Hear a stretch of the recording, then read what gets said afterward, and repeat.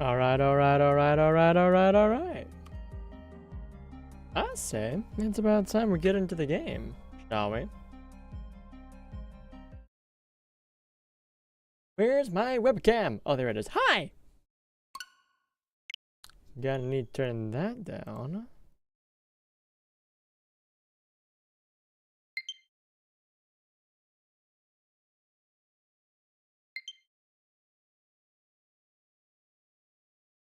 There we go.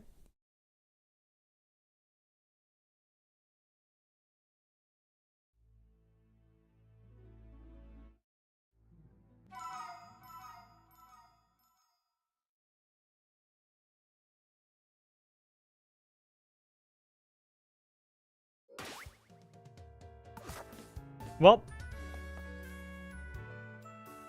let's see. Let's see if I can use my brain to. Oh, there are more people here than before. Hold on a moment. Are there more people here than before?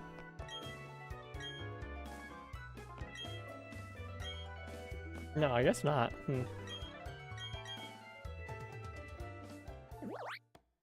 Let's see.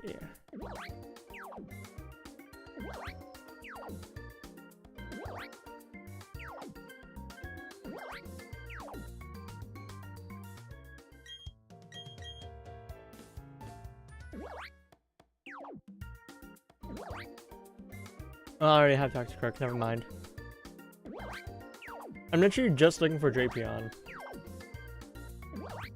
I should have made note of where Toxic Croak was at, so I know not to go there.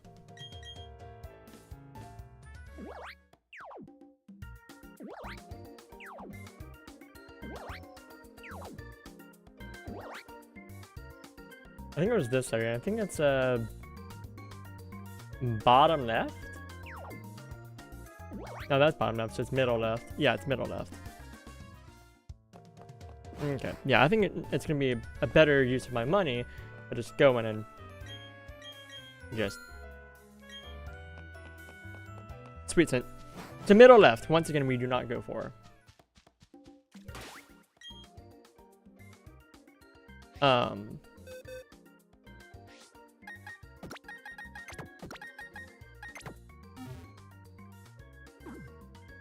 I know that I literally just started the game. Put up my own music.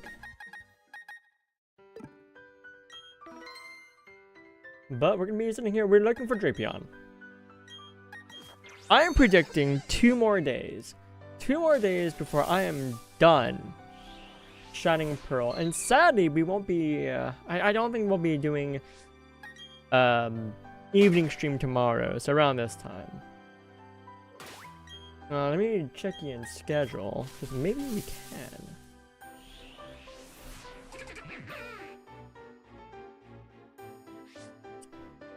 Oh, we could, because he'd be starting when I want to end. Nice. So actually, yeah, no, I lied. We're gonna have evening stream tomorrow. What about Friday? Freitag. Okay, no evening stream on Friday, because he will be starting an hour at, well, about when I'm starting right today, so. Friday, there's no evening stream, which is a bit of a shame, but oh well. C'est la vie.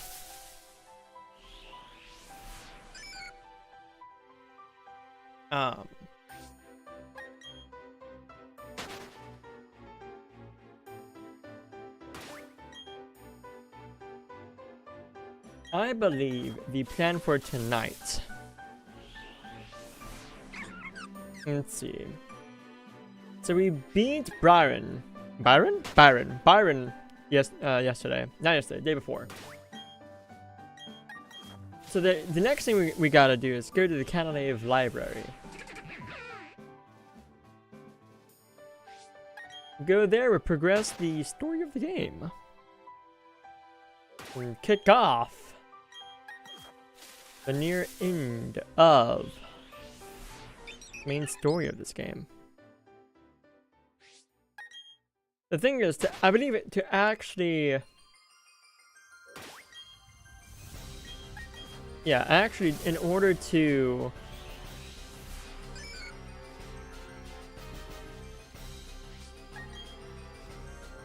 catch them all, we have to, of course, catch Palkia, but then go a little bit further beyond with the story.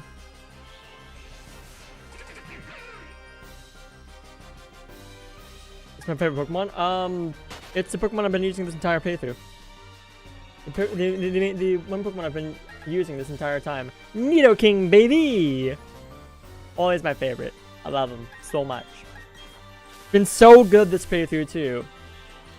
The fact that I got lucky and got a Hustle Nidoran from the person who gave me my Nidoran egg. Oh, that was amazing because that turned into Sheer Force. The king himself. Yes. I nickname all of my Nidokings after other kings. So I think the first one I had was, his name was Elvis. Weavile for you. Weavile's a pretty solid pick. Pretty good.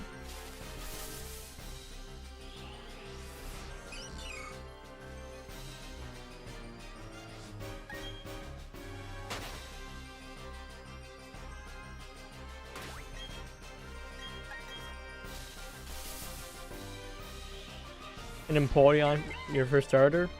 Fair enough. I actually don't know what my first starter was. My first game was Pokemon Blue, so that narrows it down at least. Which means it was either I imagine it was either Charizard, my Charmander, or Squirtle. But I straight up do not remember. There's only one person who would know, if anyone is to know, and that would be my brother. But even then, who knows?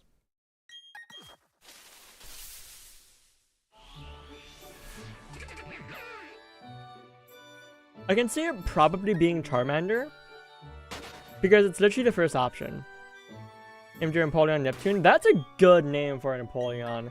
Neptune or Poseidon would be a good name.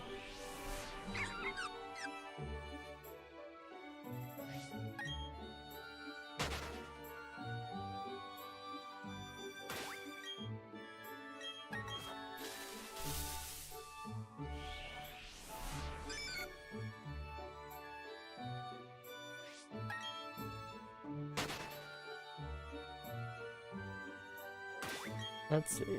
I actually really enjoyed doing a stream this morning. Like, that was very pleasant. Sitting down for about 3 hours and just vibing. Like, yeah, I was playing Infinity Nikki and there was a lot to do in the game, and there's still a lot more to do. I enjoy being able to vibe. Like, early, like waking up first thing in the morning or after a shower, and just starting up stream, like that's very nice.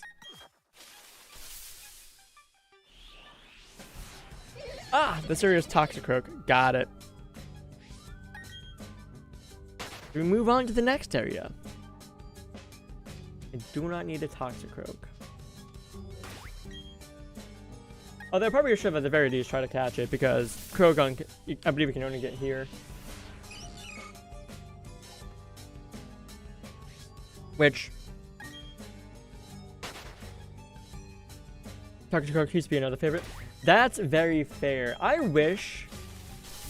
So I like Toxicroak a lot. Don't get me wrong. Like, it's very cool design. I would love to use. Maybe I should use one playthrough.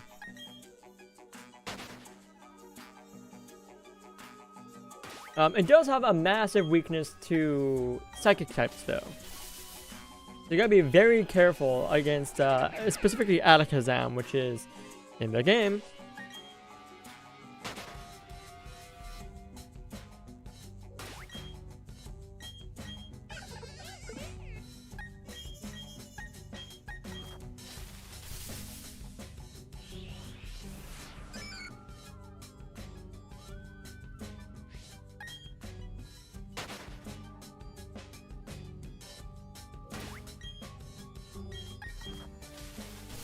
Actually, a lot of my favorite Pokemon cries come from this generation.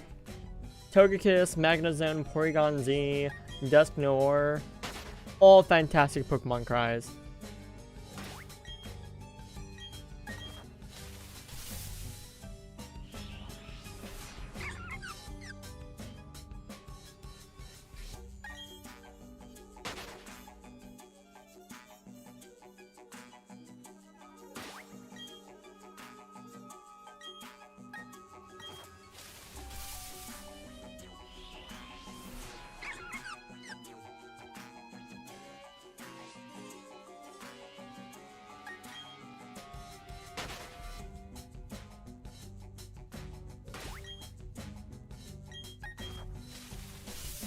That's why we're gonna be sitting here looking for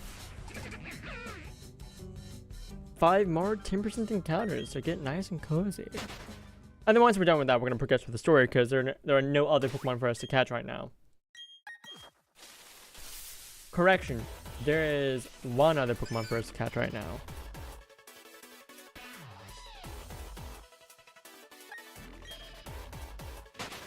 I just thought about it. There is one more Pokemon we can go catch right now.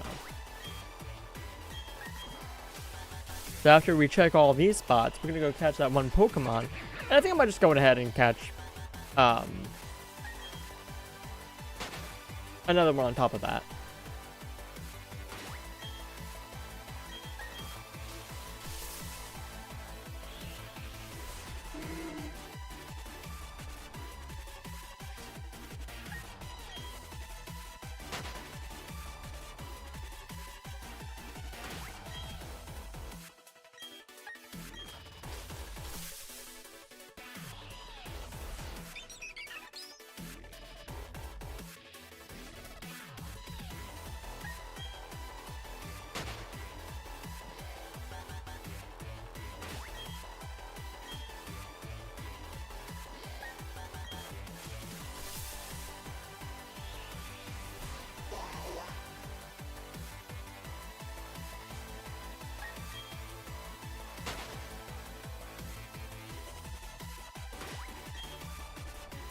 You know, there are so many Pokemon I want to use, actually.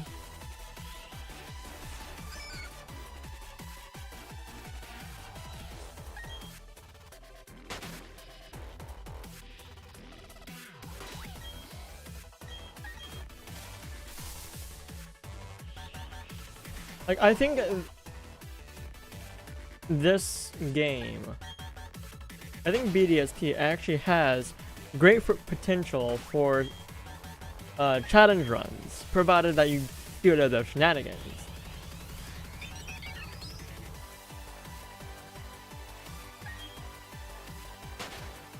Granted, something can be said for any Pokemon game, to be honest.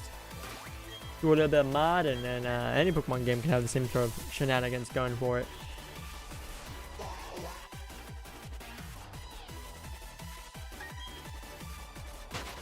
But I think with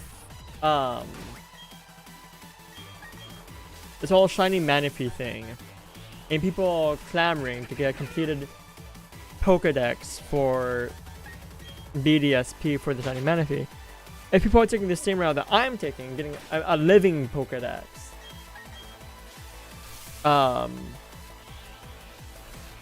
then they'd be well off for the shenanigans I have in mind.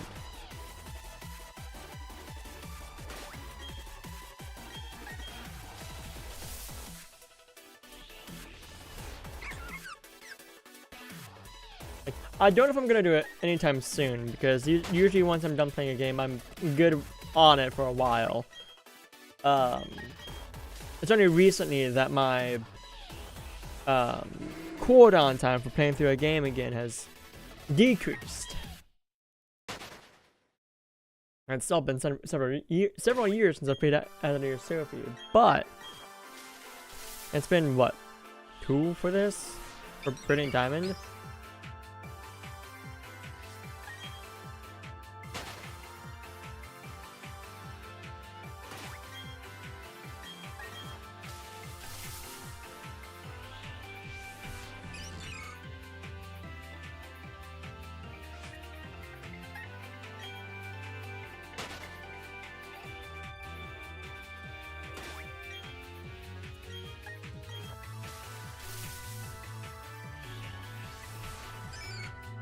You know, I think I actually will take the, especially with all these shiny event Pokemon gifts. I think from here on, the way I'm going to be playing Pokemon games is going to change a little bit. Not a whole lot, but a little bit. Normally, I would just complete the Pokedex and call it there. But I think having completed Pokedexes is the way to go. Counterpoint, releasing these shiny event Pokemon years after the initial games come out to incentivize people to complete the Pokedexes has actually gotten me to, well, for Shining Pearl specifically, sit down and actually beat Shining Pearl. Because once I beat this, I'm gonna have what? I think three Pokemon games I've not beaten, but I've beaten their sister games. Like, I've not beaten Sword, but I've beaten Shield. I've not beaten Black 2, but I've beaten White 2.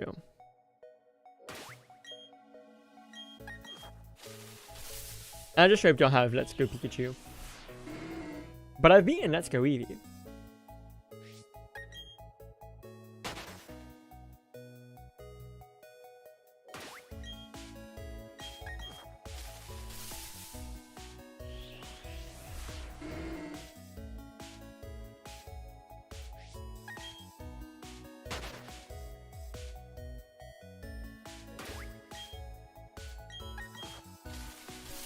Oh, they're going through and trying to catch these Pokemon the original intentional way. Kind of. I could have caught Skorupi, a second Skorupi, and evolved that. That would have worked just fine. But doing it the silly way of catching evolutions. Okay. That's right, Dutch. It's a second stream. The thing I want to be doing.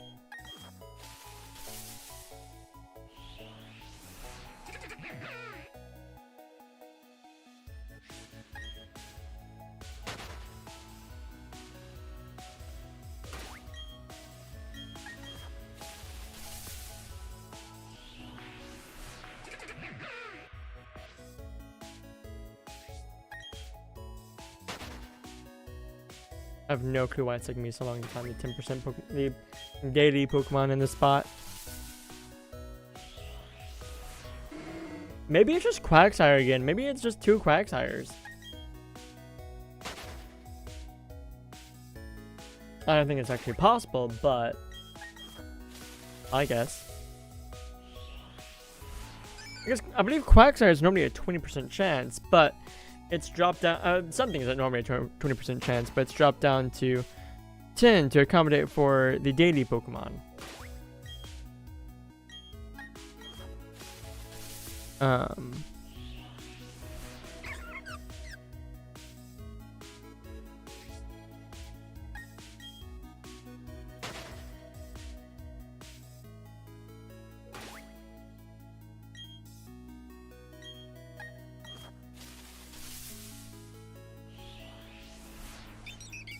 Yeah, but I've not seen anything that constitutes as being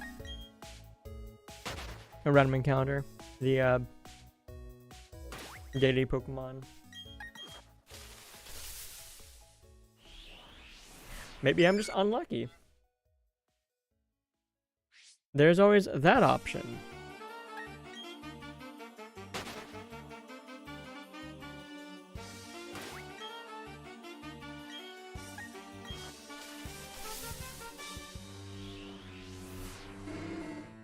Also, it is currently Spotlight Hour in Pokemon Go on the East Coast, so if you're on the East Coast and you play Pokemon Go, there is a bunch of, something. Carvana! And there's a 10% chance right there, baby! Which means we can move on to the next area.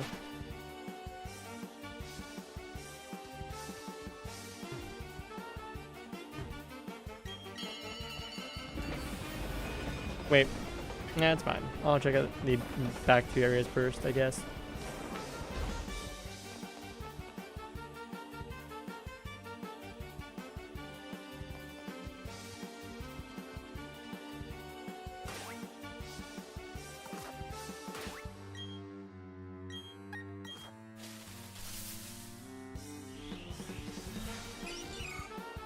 Yeah, there are no shiny Carvana near me. Oh well.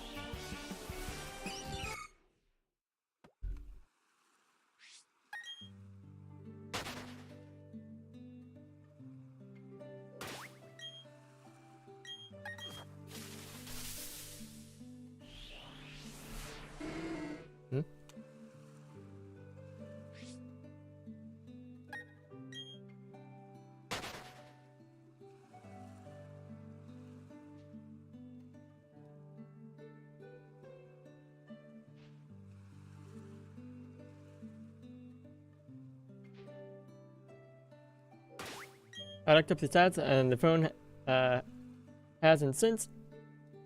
Oh, stats on that phone. Okay. I know what you mean.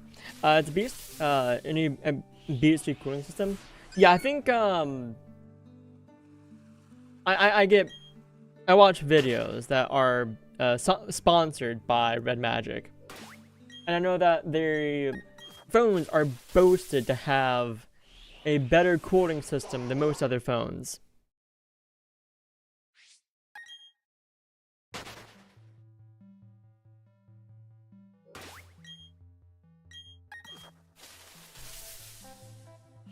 I'm sorry, do I hear chickens?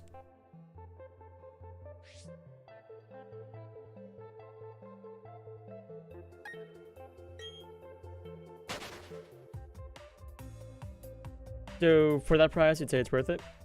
But the thing is, I actually don't know. Here's the thing. I take anything that's sponsoring a video with a massive grain of salt.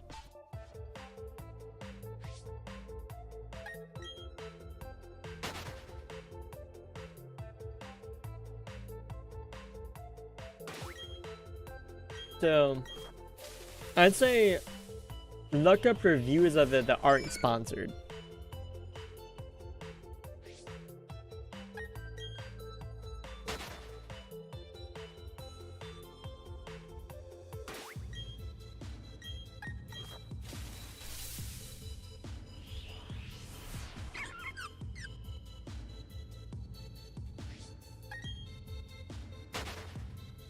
You earn money, so you're not being sponsored by them. Yeah, no. Like I get it. That's reasonable, but I'm saying that from what I know about the phones comes mainly from seeing these sponsored segments of videos that were sponsored by Red Magic phones, and all these sponsored segments say that they have a more robust cooling system than most other phones. I do not know how true that is, and especially after Honey. Oh, everything that's sponsored. I'm just massive grain of salt. The biggest grain of salt.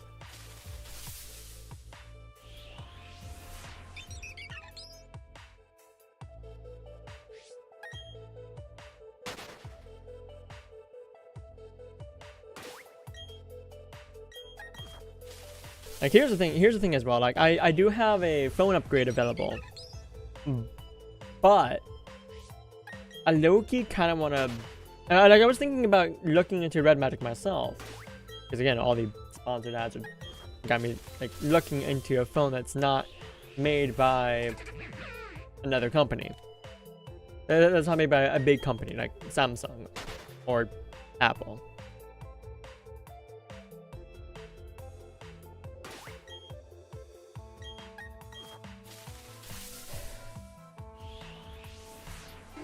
Especially Apple, like no. Like I'm starting becoming more and more anti-big corporation. Because with how a lot of big corporations have been behaving lately, I'm just like,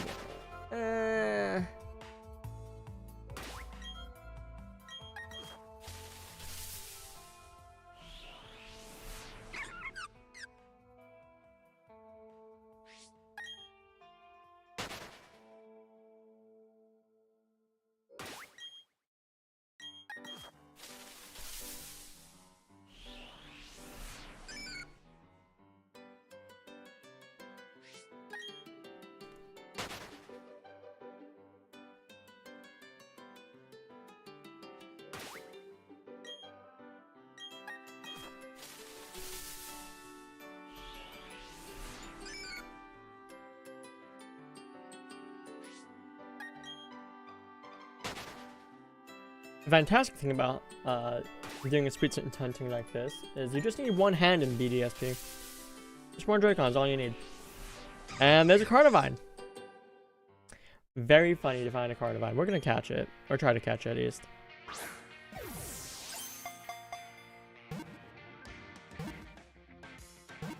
Oh, this is gonna be so funny. 17. I have 17 Cardivine to just give away. 16. I promise one to XL. Okay.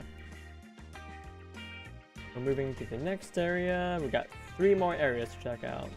And then we skedaddle from here.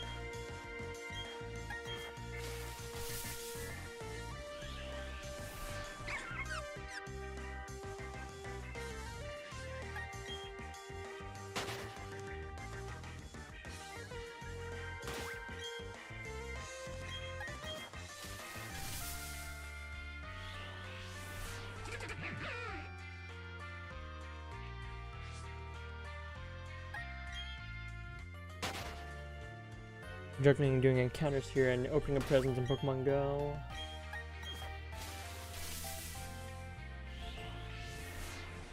Toxicroak.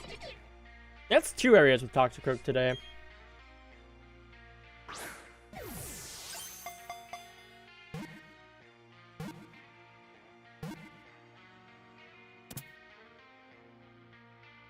There you go. Free Toxicroak for someone. Although I'm fair, yeah, I think you can actually find Croagunk in the ground underground. So, not too big of a deal.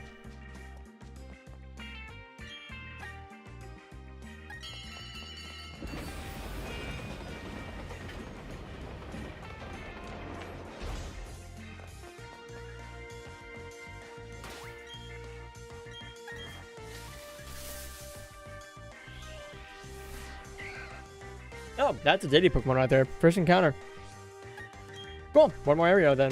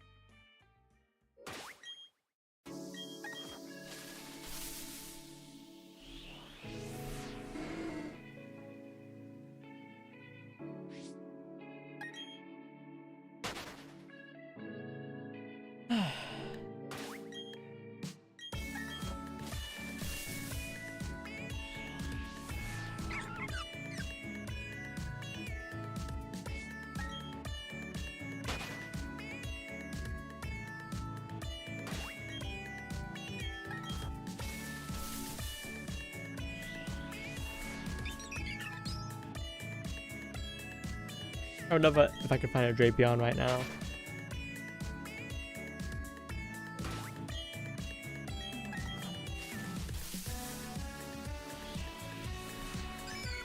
Actually, you know what I'm kind of tempted to do? No, I don't think that would... Ooh, would that work? I don't think that would work. Yeah, I'll just come on Us's. Yo, what's up, Third? How you doing?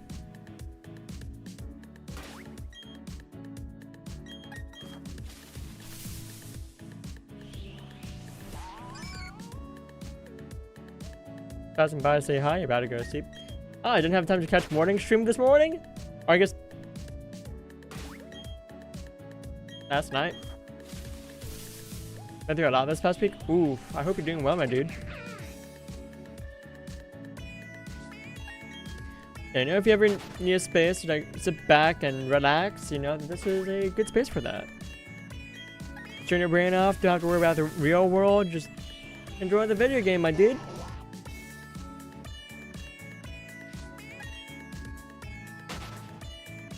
You'll be tired. Yeah, you definitely get some rest if you're super tired.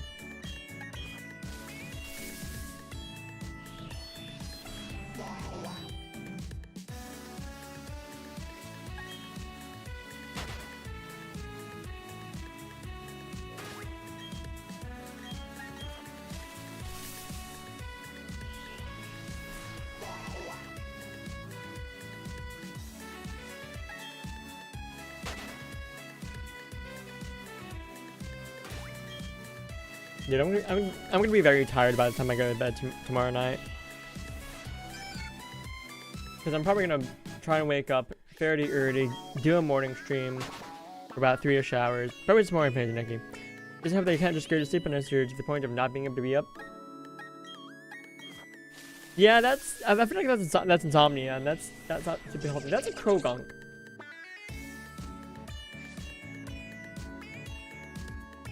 No Toxicroaks. No Drapions, so. Oh well.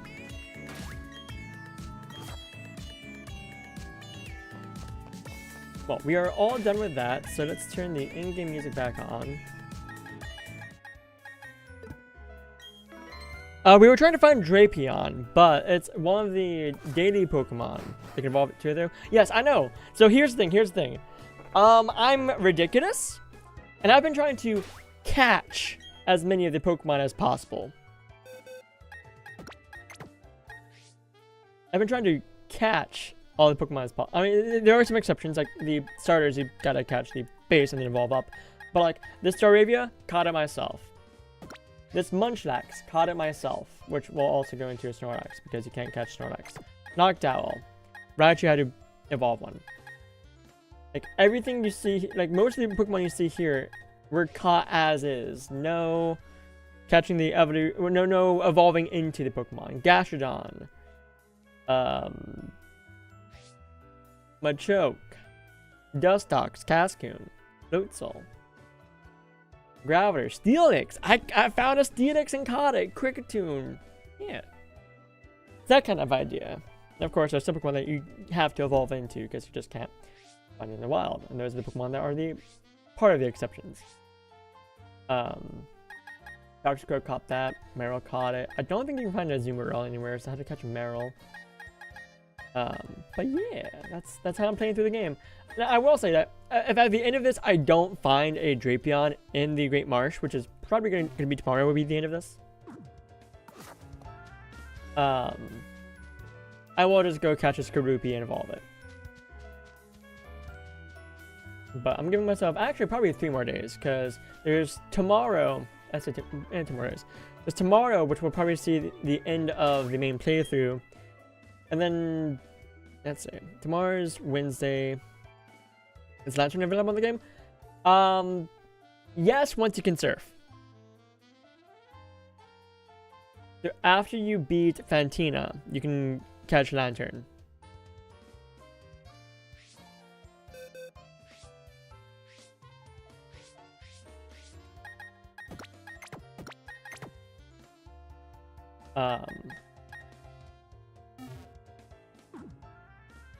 Let's mess with some ball capsules. See if I can do something neat for... Ooh, this might be a good idea. Let's do... Okay, hold on. Let's do... 3D view.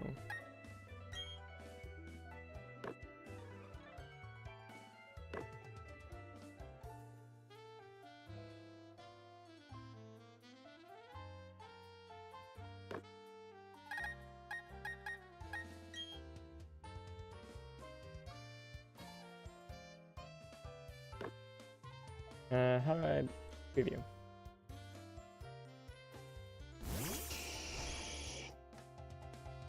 Good start. I think I need some more, but there's not really much more I can do, is there? Need some hearts?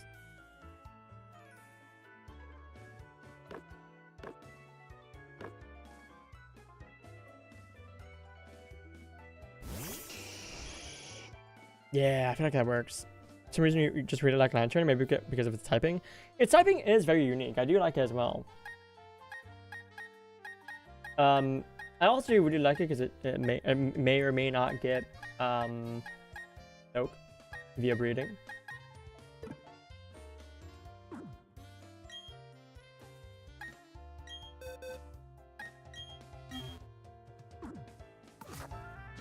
All right. Progress time.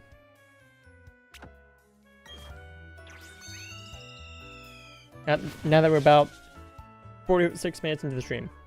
Progress time.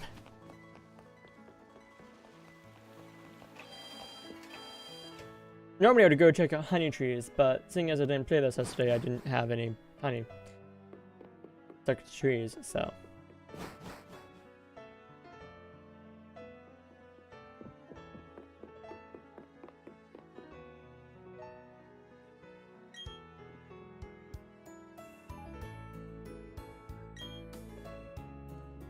Yeah!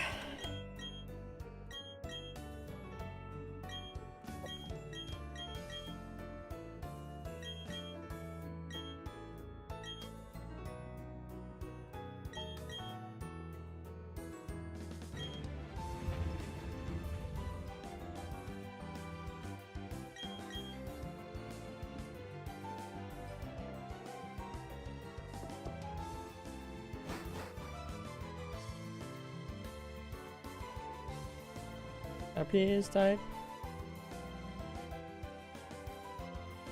Yep.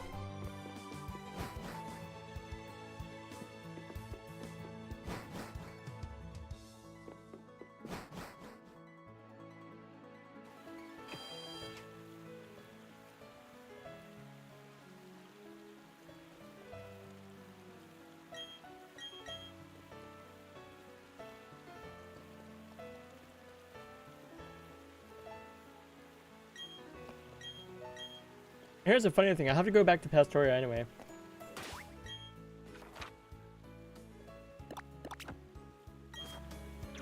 Because it's the closest city to Lake Valor. Well, the closest city that I've cleared out a bunch of trainers on the way to Lake Valor from.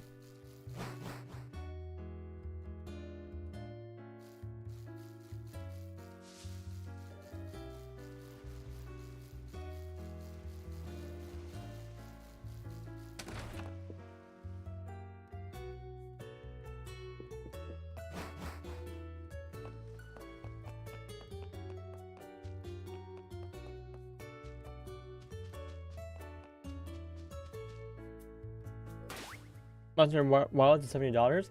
Yes. Yes, it is. Now I finally get into Lake Valor. And fight a...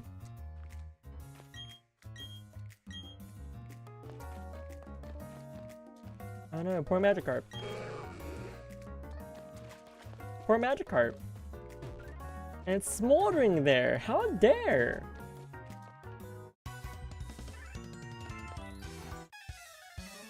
How dare these Team Galactic grunts blow up the home of these Magikarp?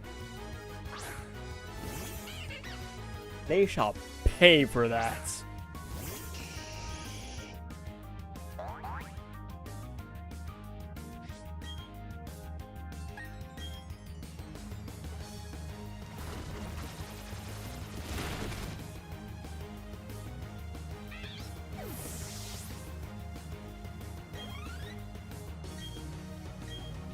Krogunk? Easy.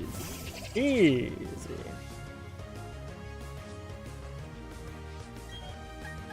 Alright, I was totally gonna go catch a new Pokemon. Yeah, I'll do that after this. It's fine. I need to teach these grunts a lesson.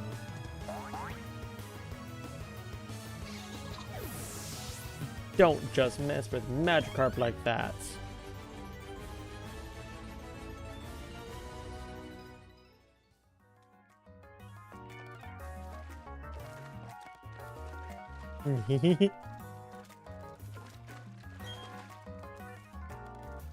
Rude! They're not useless, they're glorious! Just look at these glorious Pokemon, all of them!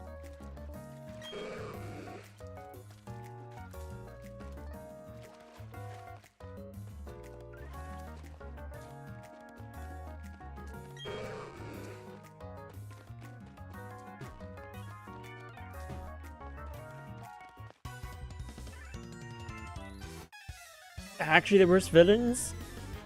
Exactly. Them all to level 20 and you have a monster. How do these people not know that? Because it's a bit of a journey raising a Magikarp from whatever level you catch that, usually around level 5. All the way up to level 20. Like, it becomes easier if we go to like, I don't know, around the Elite Four, but like, they're not gonna do that. They're not gonna take, they don't care.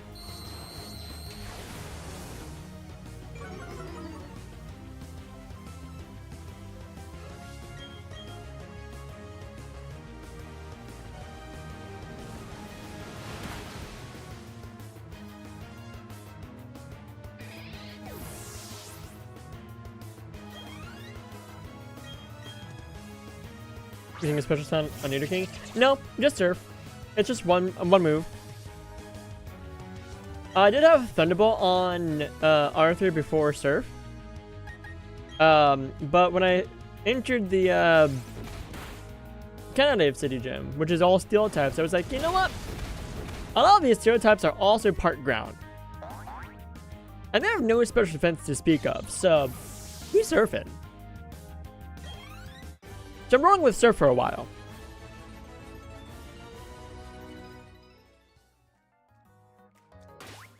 Granted, it doesn't give me much more coverage than what I already have, but being able to hit ground specialty is very nice.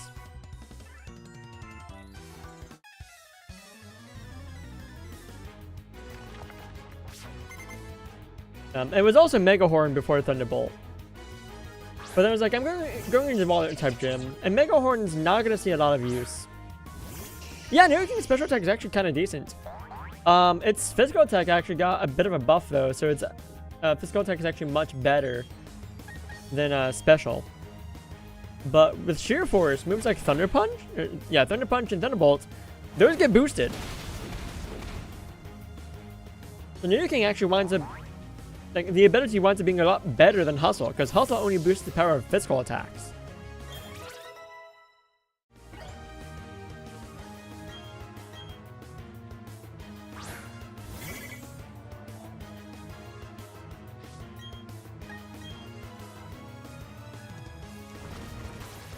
Like, you can run Nidoking in so many different ways.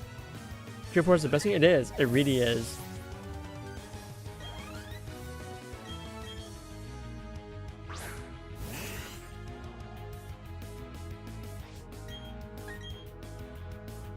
Do you have access to Life Orb? I don't think I do. I believe Life Orb you have to get from the Battle Frontier for battle points.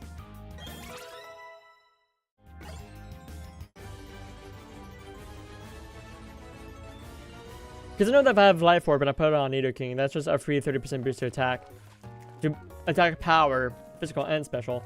But I don't take the recoil damage.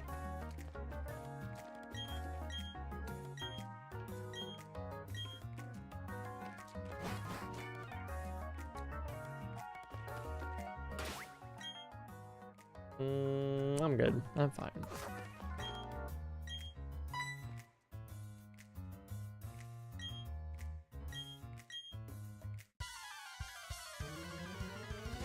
Do you have the common competitive items only in the Battle Frontier? I believe so, yes. Because this is the game where most of those items were actually introduced. Very few exceptions. I believe Choice Specs and Choice Band were introduced in Gen 3, but Choice Scarf was this generation.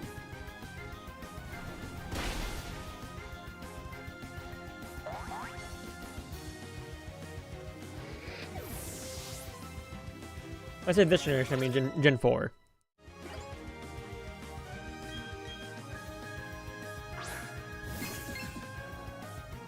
Also, behold, the reason why I have Shadow Claw. It's purely just for Bronzor and Bronzong.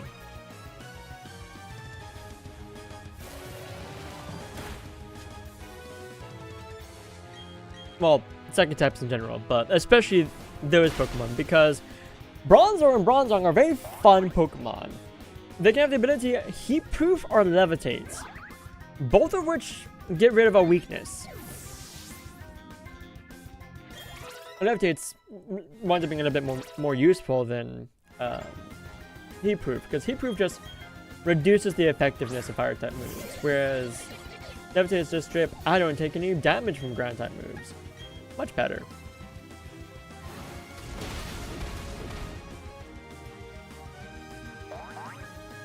So I'd rather not risk, you know, a Bronzor having Levitate, so I'm just gonna Shadow Claw it. Hit super effectively.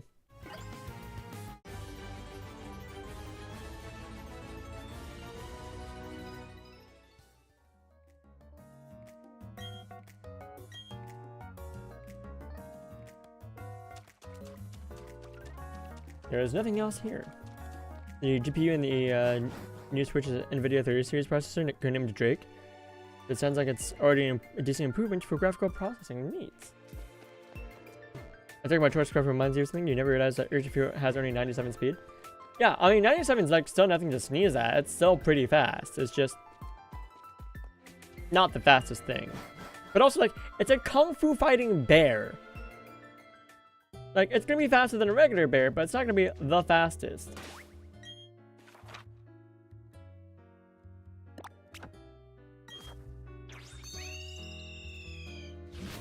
How many mons have 100 speed, though?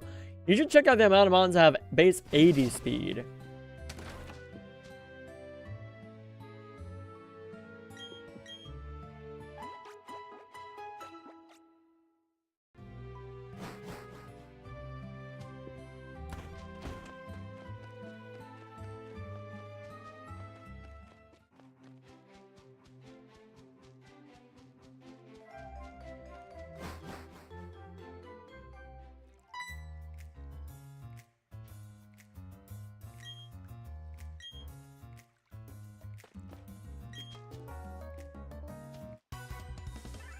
Ah, a bunch of double battles here. I didn't see that guy. Also, I don't think there's a way to avoid this being a double battle, so neat. They're gonna have a bunch of poison types, aren't they? Xamion, Silcoon. Okay. Nothing to worry about yet.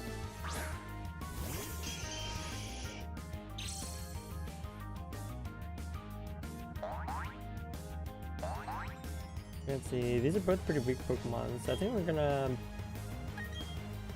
poison down the Glameow. I'm gonna use Dazzling Gleam.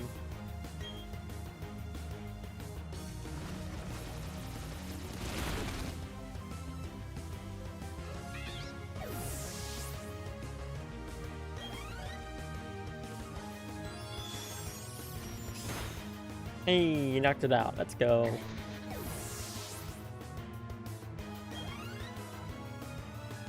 Stunky.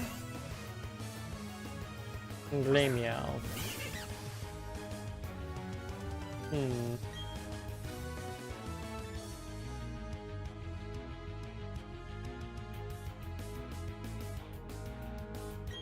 I'm just gonna do the very same thing again.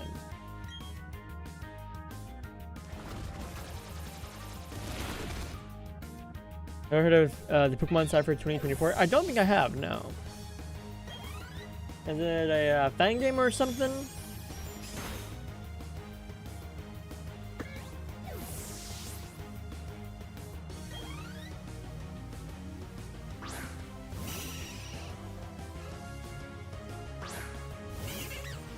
There have been 3 Glameow this entire battle. That's wild.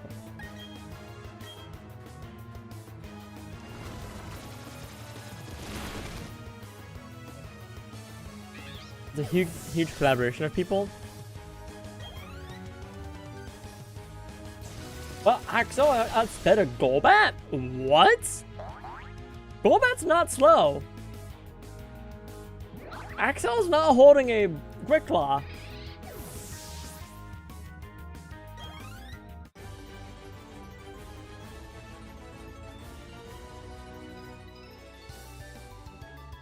Music? Oh, is it for an official Pokemon thing?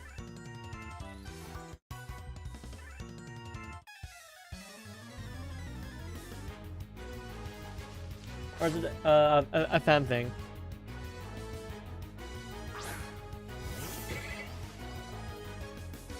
Or like a singular song? Oh, okay.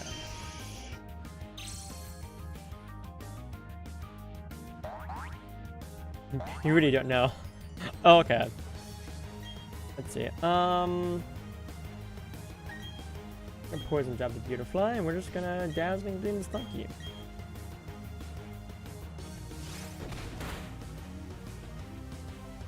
Okay, so it's not for like an official Pokemon collaboration. Got it.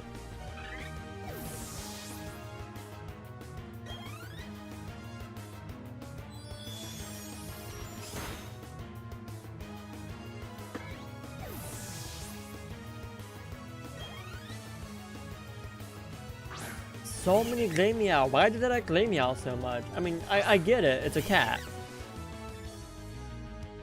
As many people replacing those balls, the wordplay is pretty clever. Neat.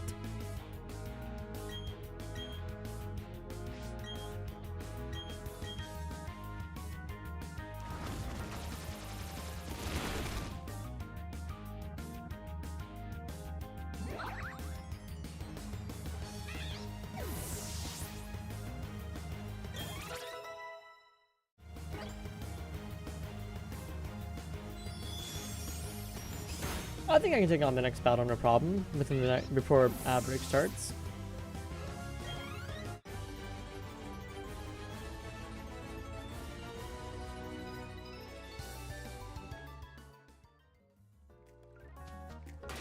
Okay, I want to do a thing.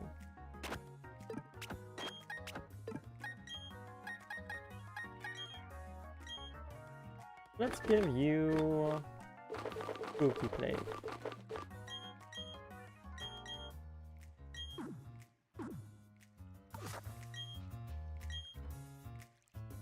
They know by now that the Glameows are super weak to poison? Yes, they should know that by now, but they don't. Not that they are actually weak to poison, but...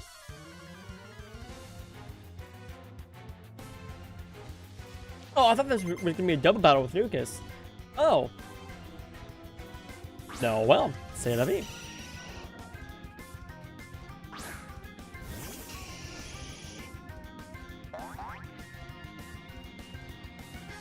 Oh, I didn't just equip these Spooky Plates, so let's Shadow Claw.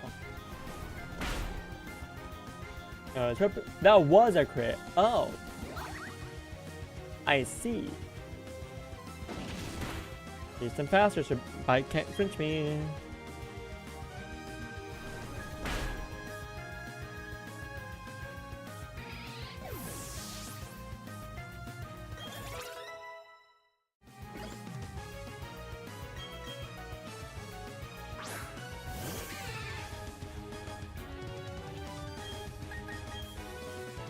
I've heard line from the whole thing is probably Red Draker, how I'm dragging. No! No!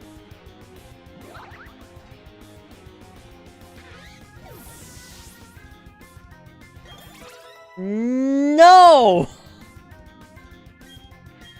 I refuse! And yeah, I figured she would have a bronzer, which I put Spooky Plate on.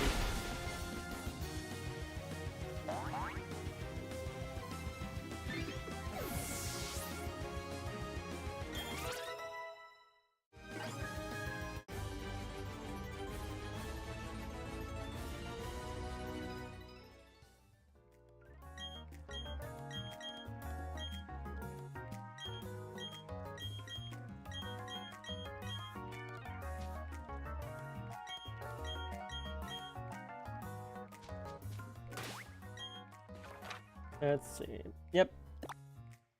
Progression! Yay! But first, where are we going?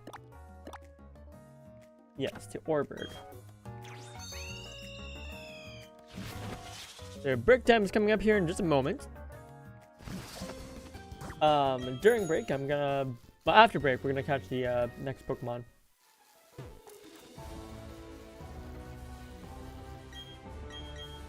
Next couple of Pokemon, actually.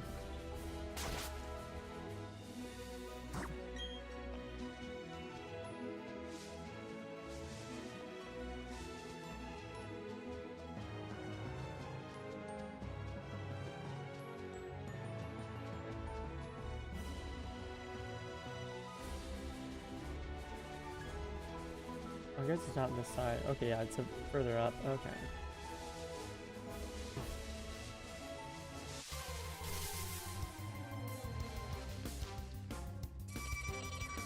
I do have. Hold on. I actually don't know if I have access strength. We'll find out after this break. Gonna go try to get some sleep. Alright. Thanks for swinging by a third and enjoy your sleep.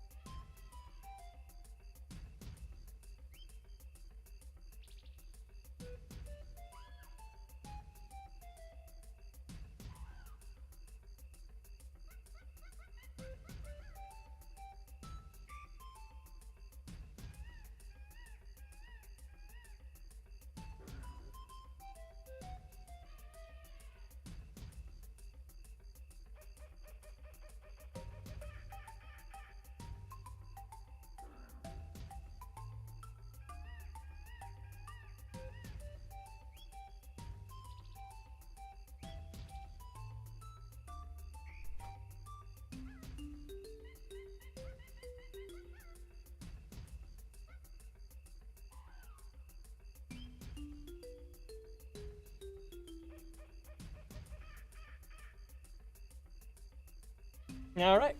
And we are back once again.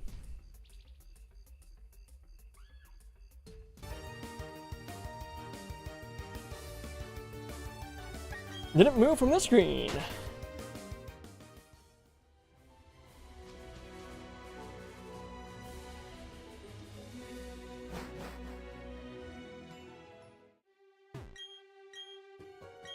You should save your money to buy your own e-bike to get around instead. Not a terrible idea.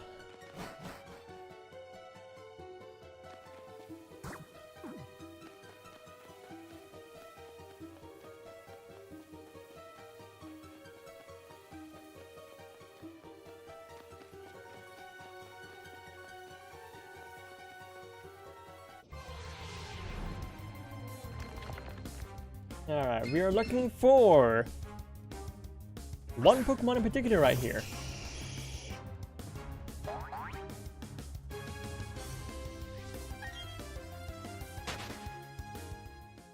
The fact that the Pokemon here are level 16 when you can't get here until after you get strength, not a bit annoying.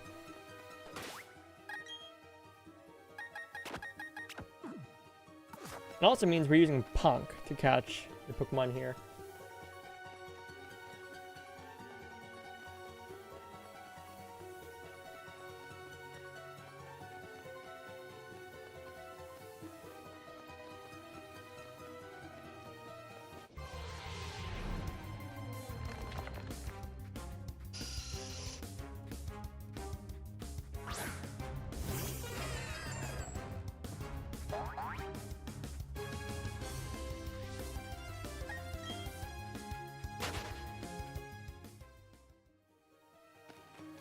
we're gonna be. I might as well just go ahead and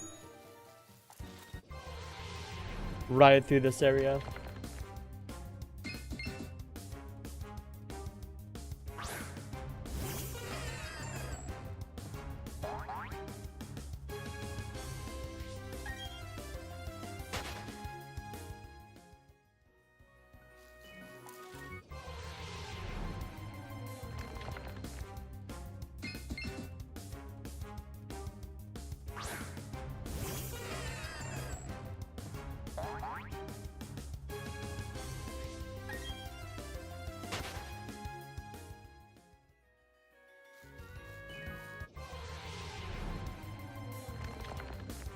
Ah.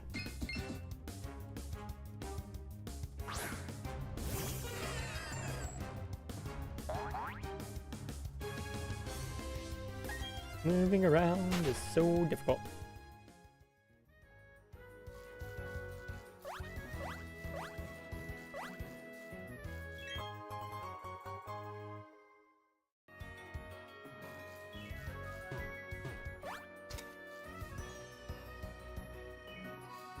Eh?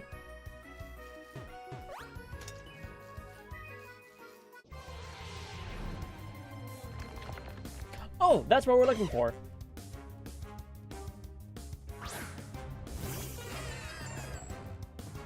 Did you get takedown or something at your level 15? Find out.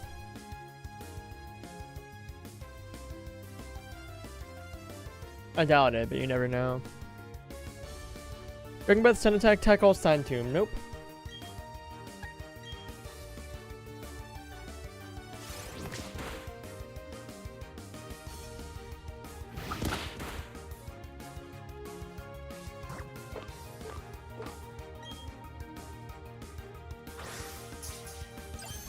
That's probably... Yep, here's a Gibble. Let's see where it goes in Pokedex. That's the wrong website to go to. That's the right one.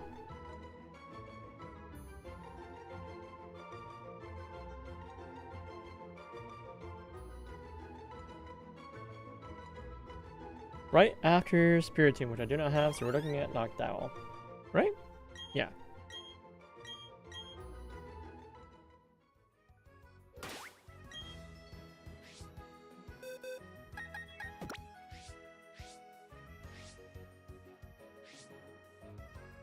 So it goes right there.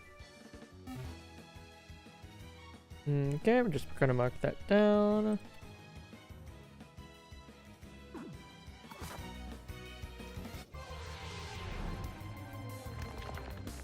Maybe we should hop off the bike and walk until we hop back on the bike.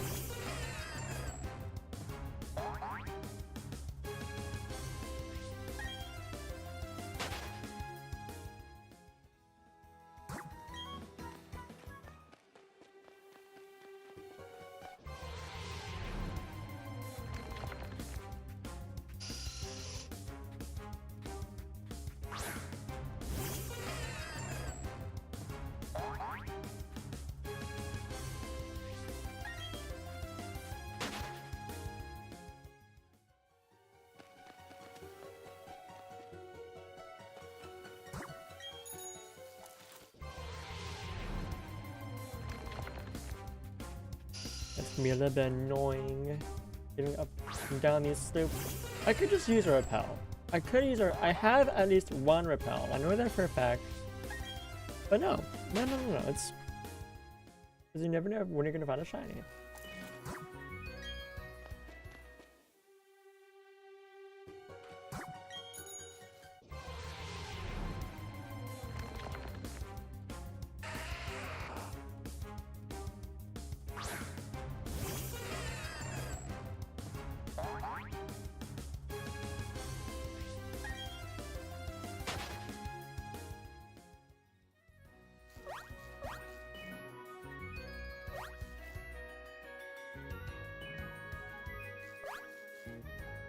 Oh, I understand. I didn't know.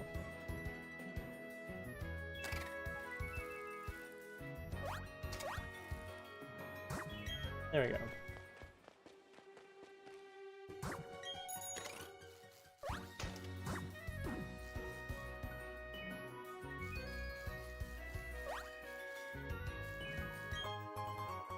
claw. Interesting, interesting.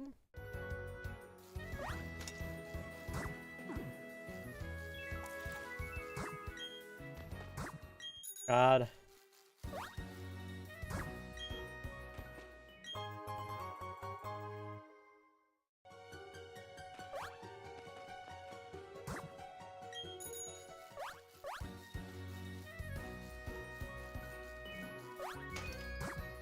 There we go, finally.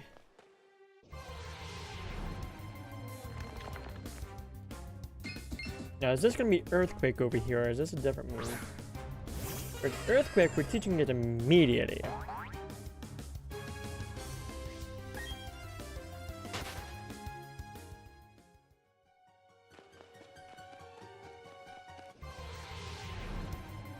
Oh, I think it is Earthquake, actually.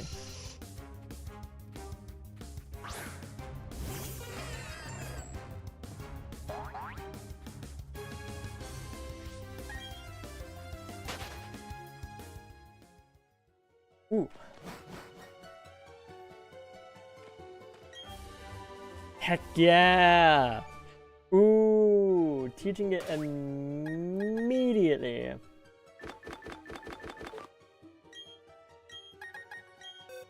Goodbye, Bulldoze. Hello, Earthquake.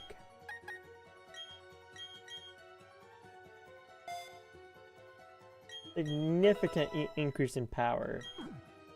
Base 40 to base 100, baby. Do you have an escape rope?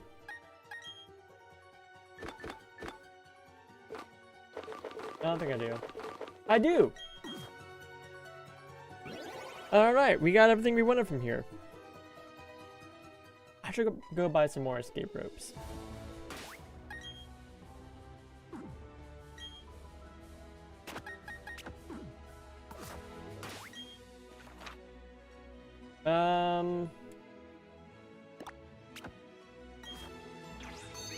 Wait, can I go get an item now? Hold on.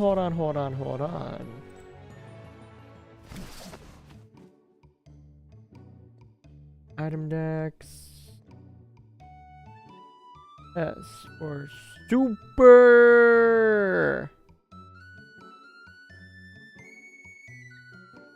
You know, researching to find your article.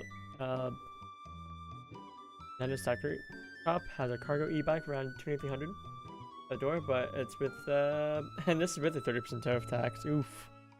Oof. Oh, I can't get the super rod until much later. Okay. So that brings up the next question of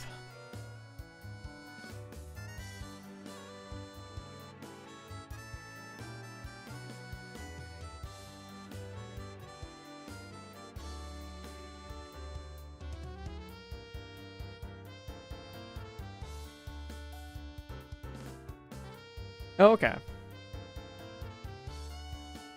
So you can fish up with the old rod or super rod, and it's about the same right there. Got it.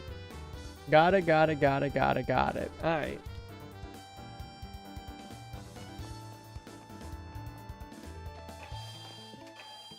Who's ready to try and hunt for Feebas? 2 of them. Alright, let's buy some more Ultra Balls. Let's buy 2 of them. Or 20 of them, rather. Let's also buy 20 Great Balls, just be on the safe side with that. We're going to Pokeballs. Let's buy any escape ropes, that should be plenty.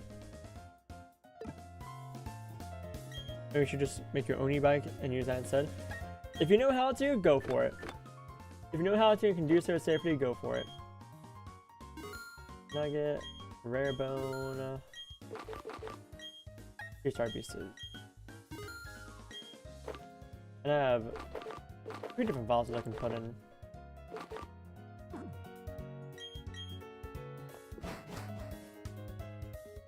Wait, what level is Arthur level 50? Ooh, Arthur's level 50. Hold on. We can do some shenanigans, perhaps. Ooh, give me one moment.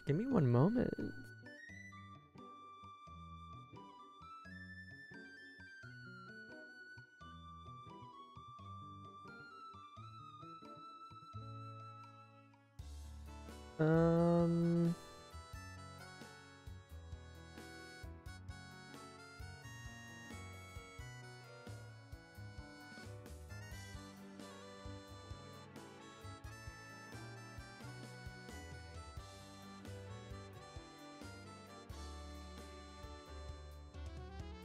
No, okay.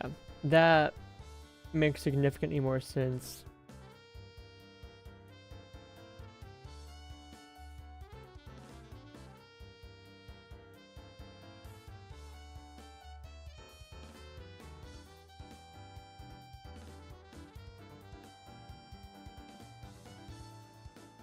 Okay. I can smell chicken stew being made. Ooh, it smells delicious. Alright.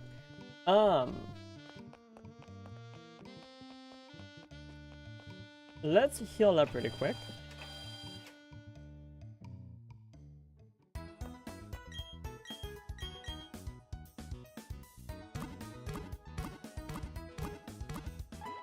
Then let's make our way over to Heal Point.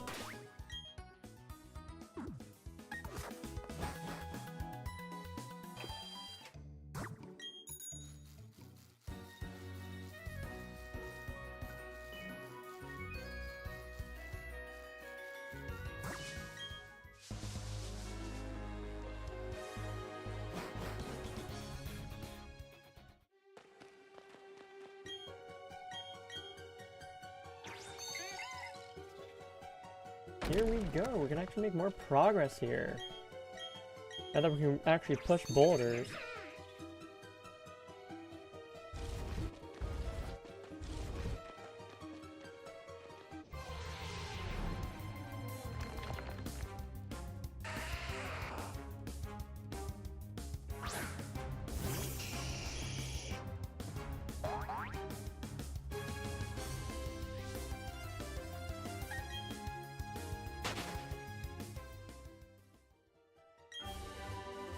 Game 69.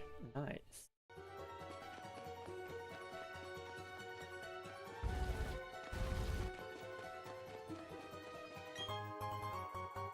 Free escape rope. I'd love to see it.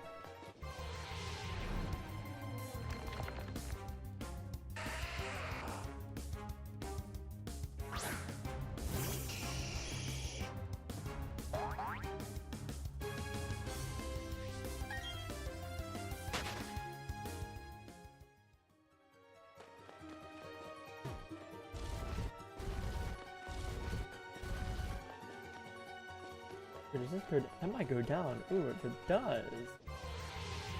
We're gonna go down and see if we can find a Feebas really quick.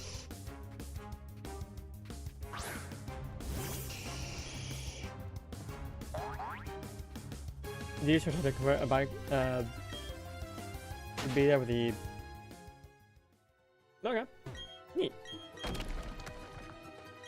Well, if you can do it safely, I say go for it. Rare candy.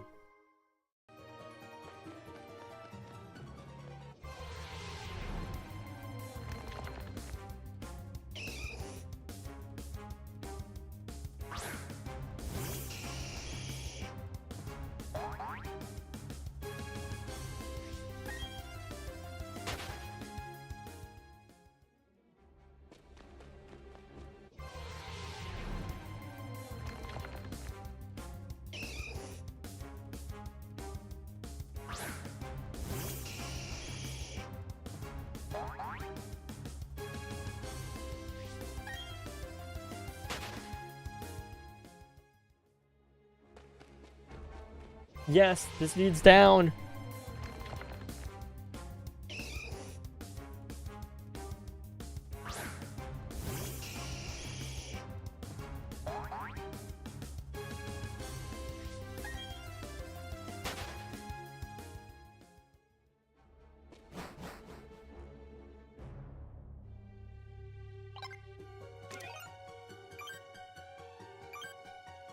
Why is it foggy in a cave?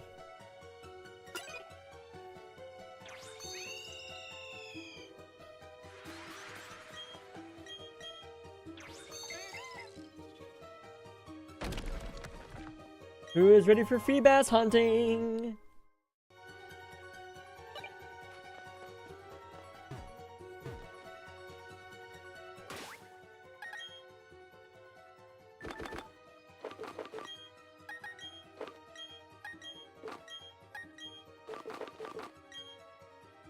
Let's see, what can I find? What's the other Pokemon I can find with a good rod?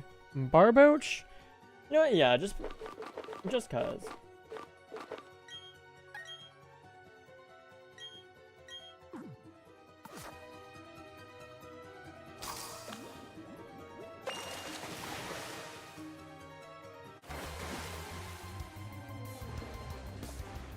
I would have laughed so hard if the first one, if our first encounter was a Feebas. That would have been fantastic, but alas, it is not.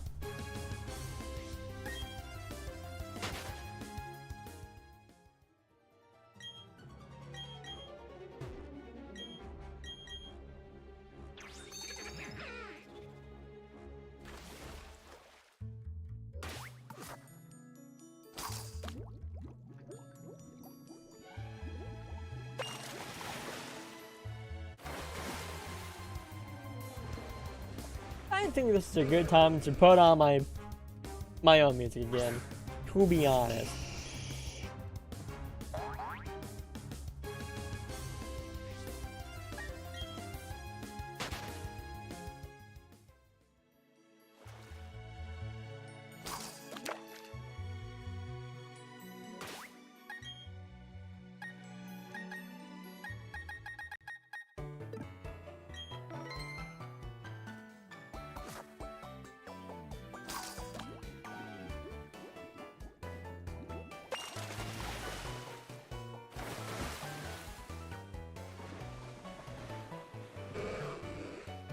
There are 4 spots in this little tiny pond that contain Feebas, and I gotta find it.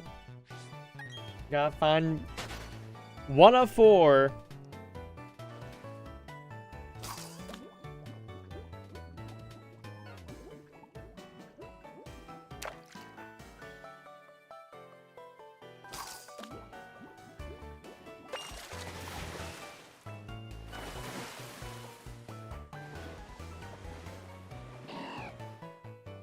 And this is why I'm using a good rod, because there's a chance, a very small chance to find a shiny Barboach, and I actually do need that for the living deck, so.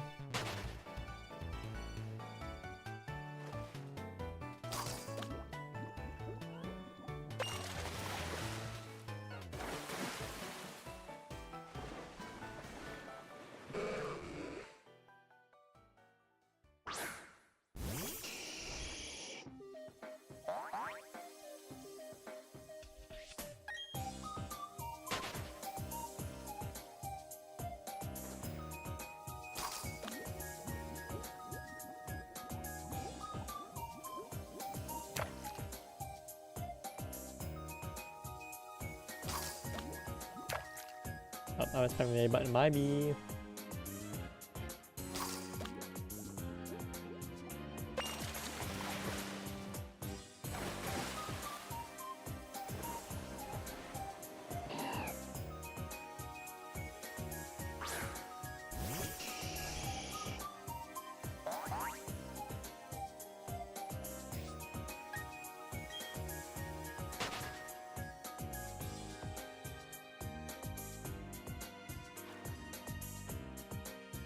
So here's a fun thing. I have to move the D-pad for this. If I move with a joystick, then I might move past a spot.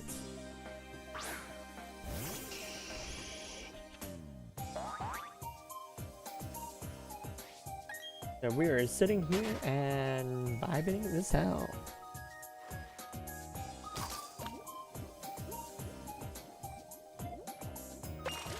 Bright side, this should be one of the last Pokemon we gotta fish up, and once we find one, awesome. That's a spot that will have Feebas.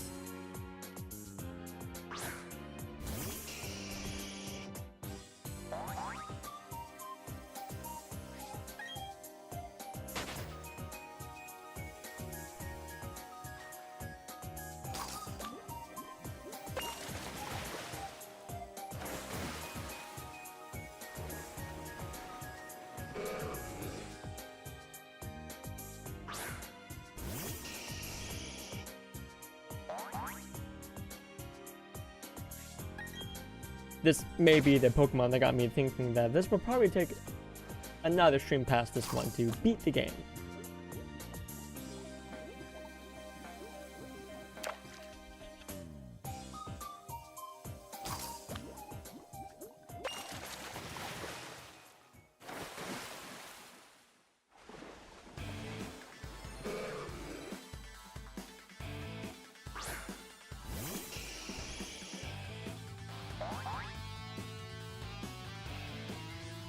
Once you reach its service limits, you'll need a glove and some mobile 1 grease for it, but you need everything first.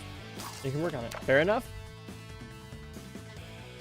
I know nothing about doing that kind of work, so I need to stop spamming the A button. I wish you luck.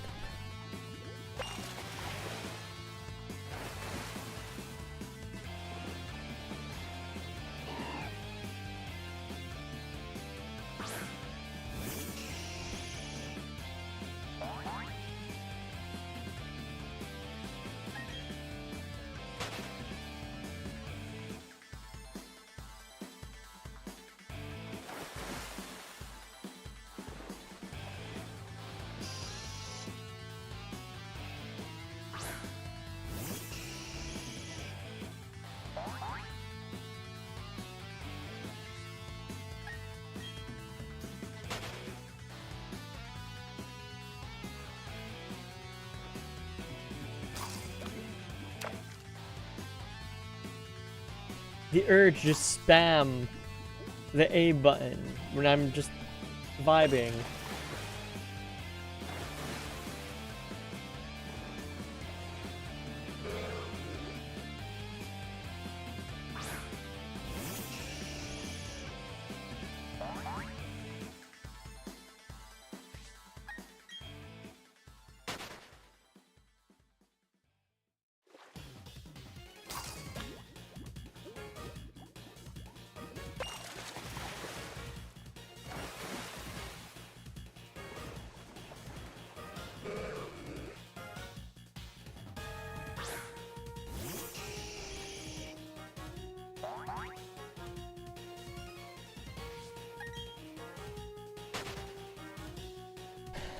Hope you guys like Magikarp.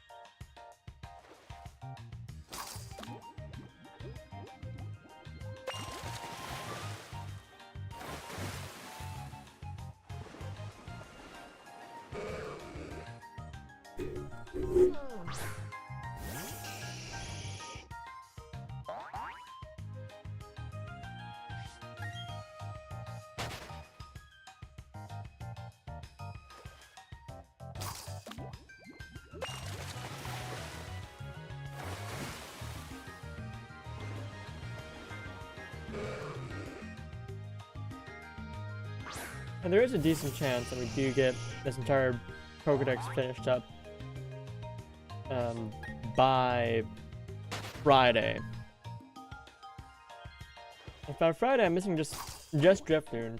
If I finish this on Thursday, then I may just hold off and finish it on Friday in the morning. As part of morning stream. Get the Drifloon I need.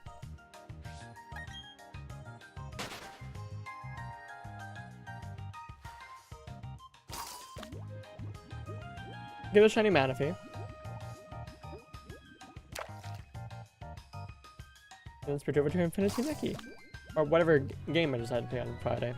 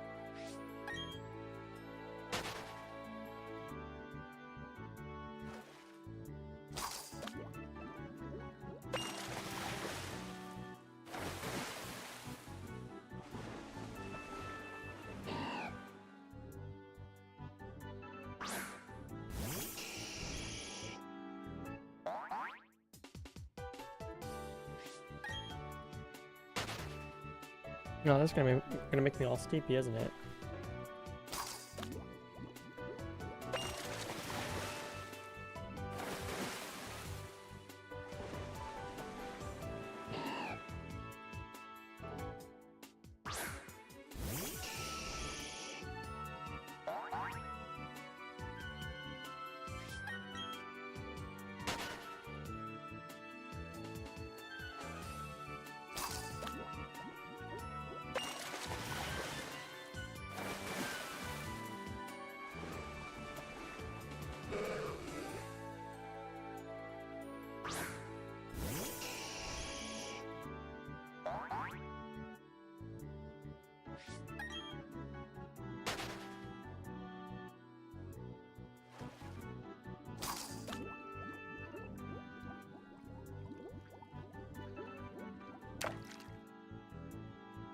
Please, just give me a nibble.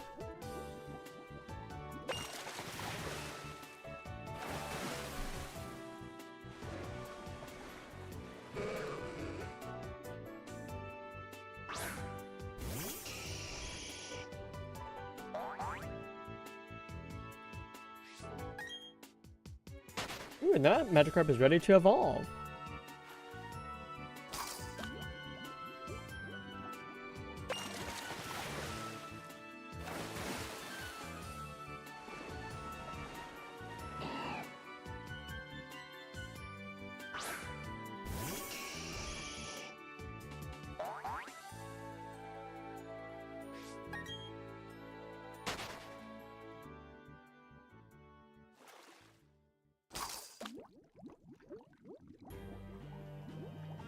God, this is gonna be the entire rest of the stream. I can already feel it.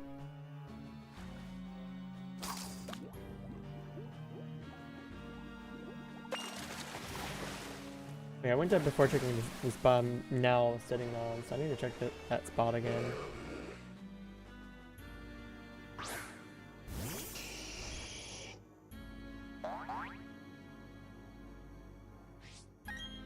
I think I small brained it.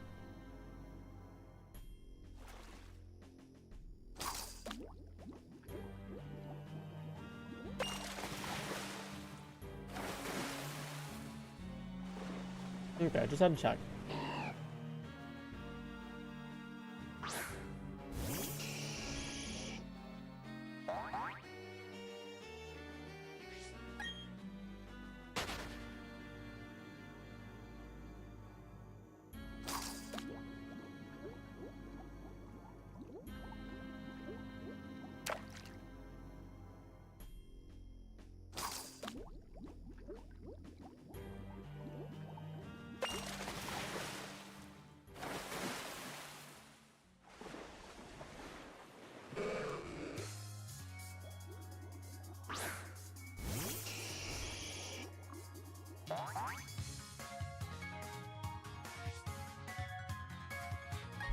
Yeah, be 1,000 us, but you won't be able to qualify for the tax rebate.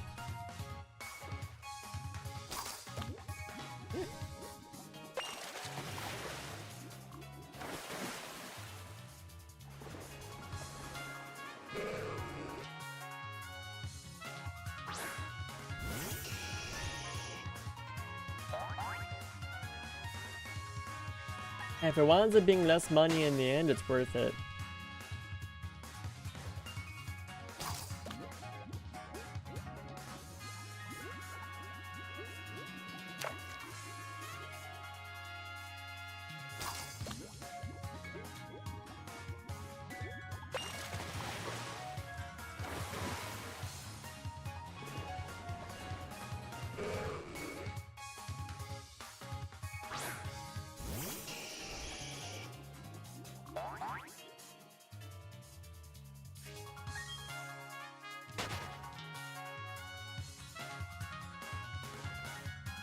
Maybe I'll also catch a bunch of Feebas and put them on the GTS.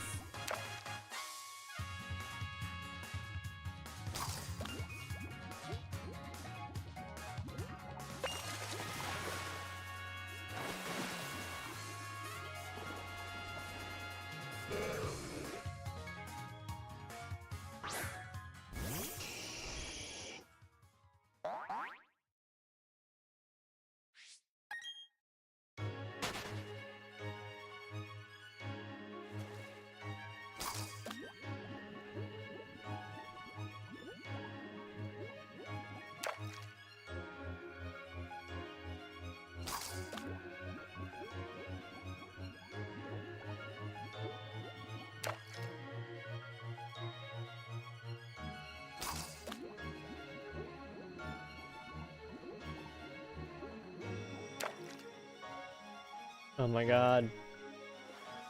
Nope, nope.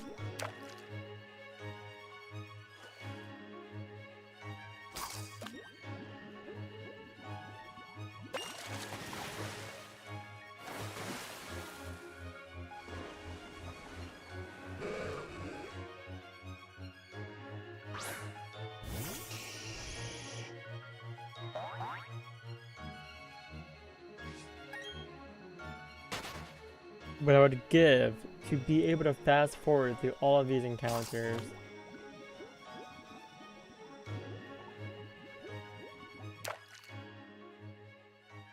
But alas, I do not think that is an option.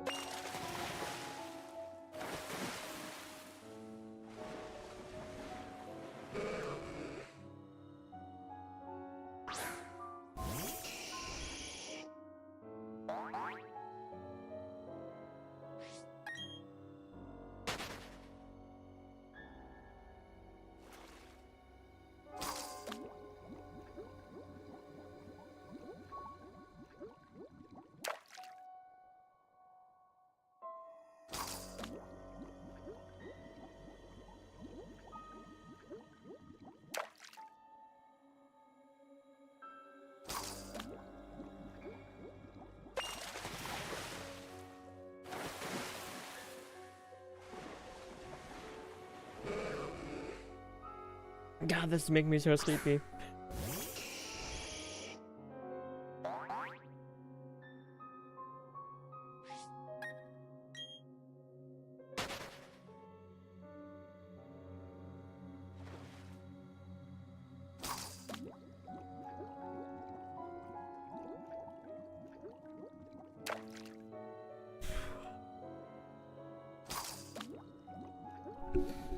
So this is making me so sleepy, or the fact that I went to bed late and woke up early.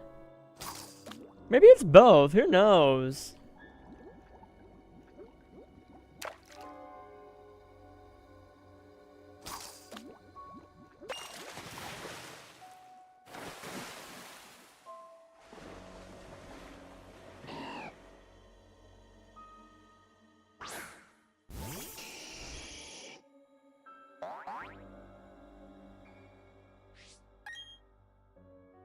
Guys have a fantastic strategy. Run away.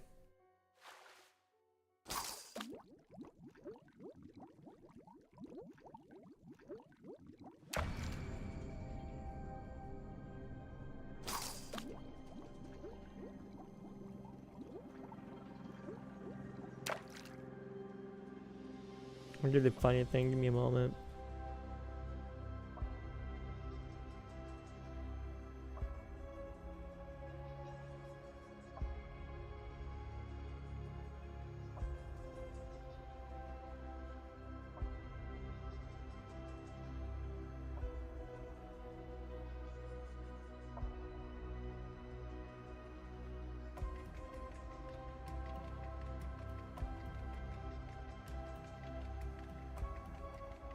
There we go.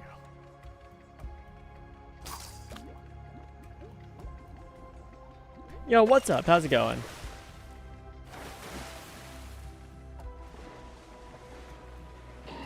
We are looking for Feebas.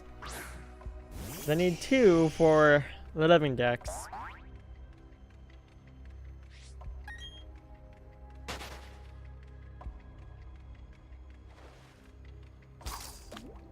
And we're just beginning, basically. We've done one row or column. We've done one column.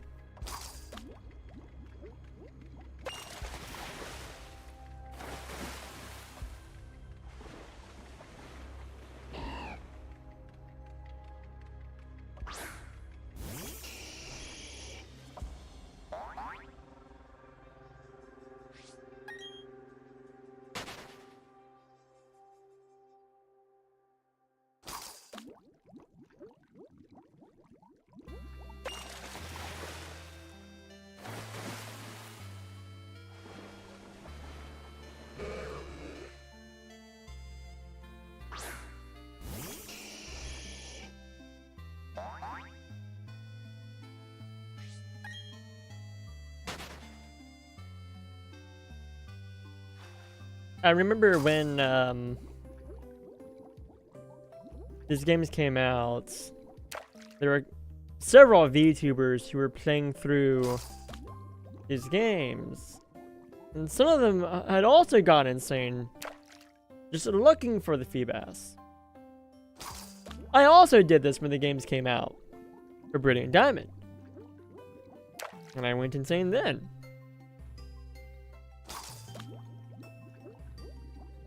I think it took me the whole stream.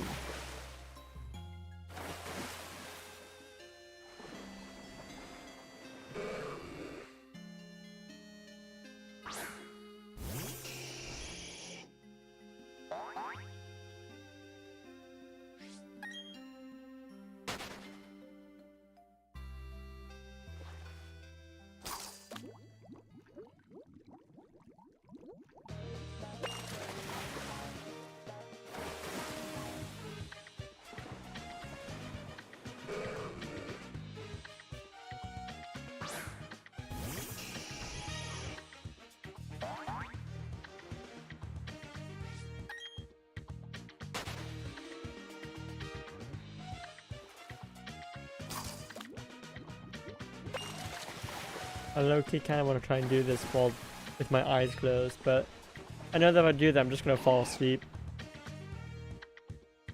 Which I can't do for multiple reasons. One, I'm streaming, and 2, dinner's about ready. I can smell it. Yeah, this is the least exciting Pokemon to have to catch because of just the method in which you have to find it. Just even find it. Like, Pokemon that appear once a week, fine, whatever, who cares? A Pokemon who appears only in 4 spots, it's either 4 spots or 6 spots, doesn't make too much of a difference. And a large pond in the middle of a cave? Like, how much more cryptic can you get?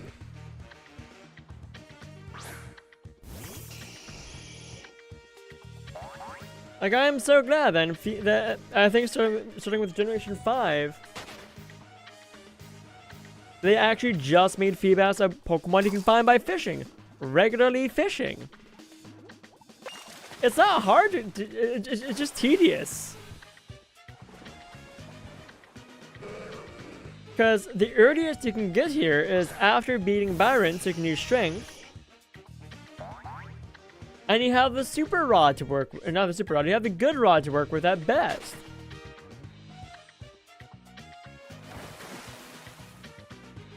Like, the only other Pokemon you can find,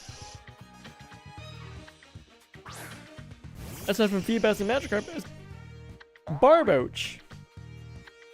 Heck, coming back here with the Super Rod in the post-game isn't much better because you get Gyarados and Whiscash.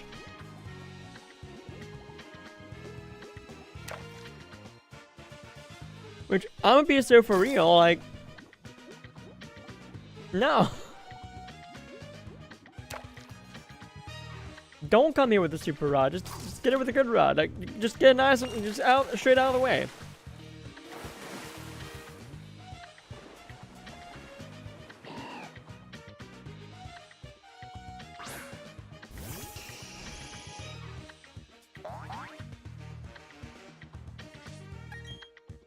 Or be a smart person, unlike me, and just either trade for it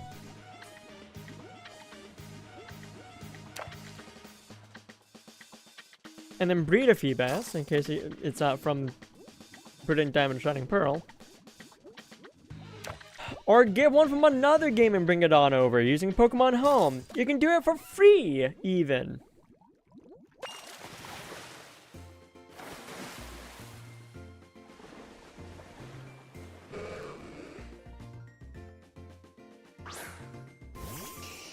And it takes significantly less time to do it that way. On average, it takes significantly less time. Like, even the time it takes to go through one column, you could already have so many Feebas eggs. Just if you caught it in a different game and brought it on over. You could crash a Feebas market. Which it honestly really isn't one.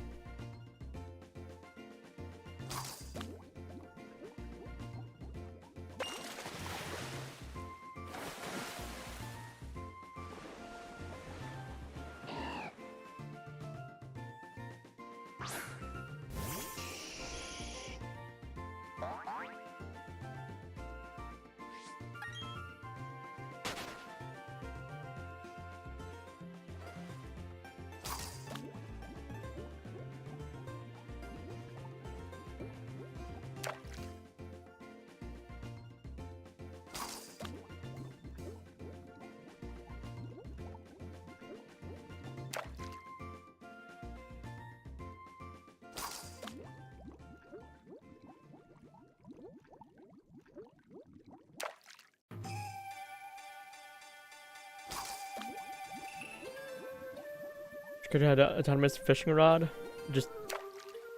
I mean, even then, like, you're just moving one space and, yeah, but no, like, you're still doing nothing. Like, that's actually less than what I'm doing right now.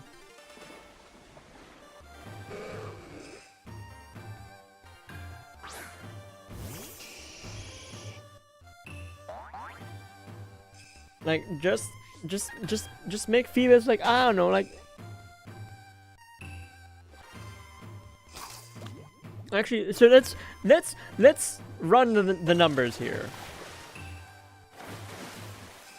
I believe if you find the spot that Feebas is on, you're gonna get Feebas guaranteed every time you fish in that spot. Maybe it's 50-50, I don't know, that's why there's more than one spot.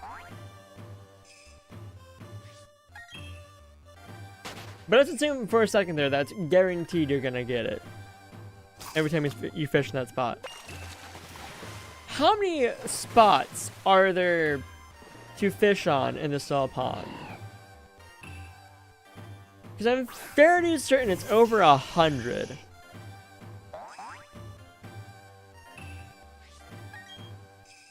So that makes Feebas a less than 1% chance to find, again, assuming you find it guaranteed each time you fish in that spot. Which is worse odds than any other Pokemon in the game.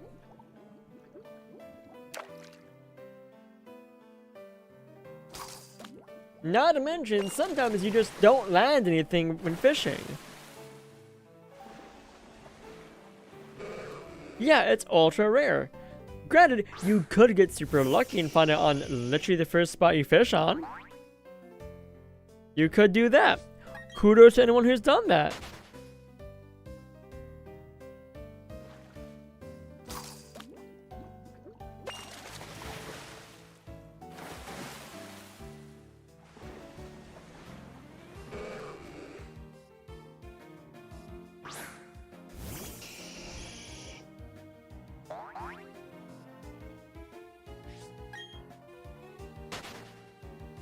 Like, I wonder how many people found a shiny Pokemon before they found the Feebas. Because you can get shiny Pokemon not just from fishing them up, but also like, the rare time that you actually encounter one by moving.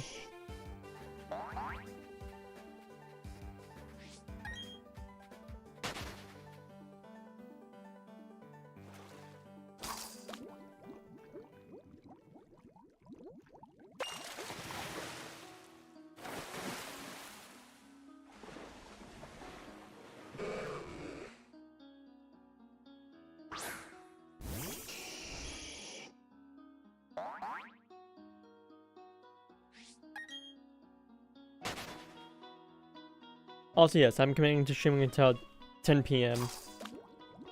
Whereupon I will hop off, go to bed, and start falling asleep. If not, fall asleep right away. But don't fall asleep during play. I'm sure I won't, because I'm going to try and keep myself awake. And it will help that, like, in about 7 minutes here, I'm going to get up and walk around for a little bit. So every hour after, 7 minutes. So 7 minutes at the start of stream, and then an hour after that. Every hour after that. I get up and take like at least a 3-minute break to stretch my legs. Sometimes it's longer depending on if I have food or not.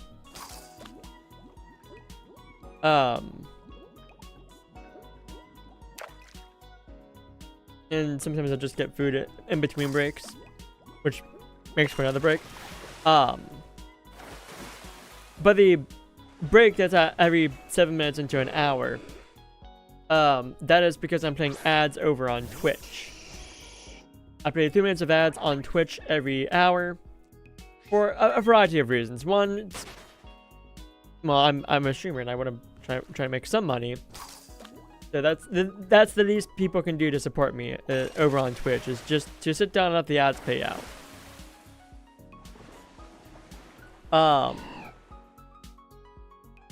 So it's for that. It's to remind me to get up and stretch my legs every hour, because it's not healthy to sit down for several hours at a time and not get up. So it's to be a little bit healthier in that regard. And also, like, again, like, it breaks up the whole. It's an unnatural exit point, but it's an exit point nonetheless. For me to also like let my brain take a short little break to go use the bathroom, grab some food, grab a drink, whatever I need to do to take care of myself.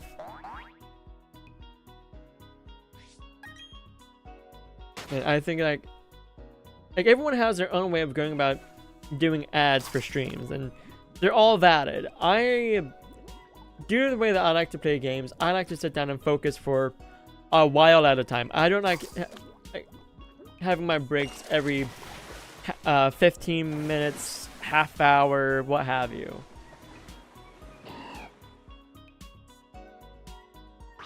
Like 3 minutes is plenty of time to take care of a couple of things. Depending on what those couple of things are.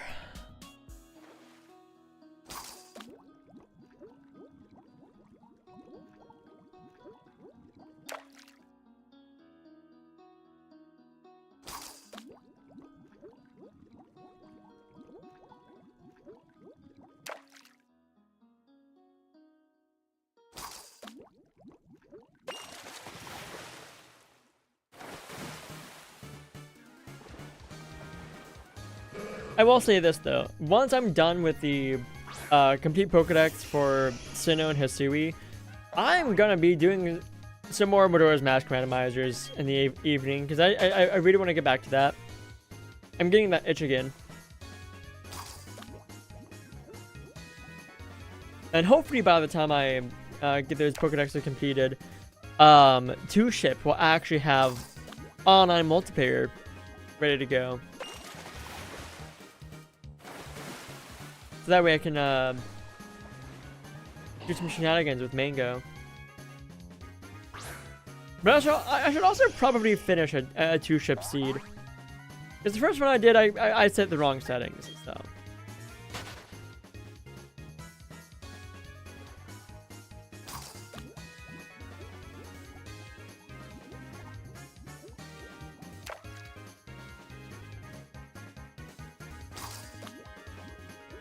Oh yeah, it's definitely a lot of work to be a streamer, and like, I do want to put out the occasional YouTube short as well to keep myself kind of relevant. And I have 2 that I have in mind that I want to put out. I just need to, I'll probably do this tomorrow. Sit down and edit them. Like I have the 2 clips from the past 2 Starting Pearl streams that I want to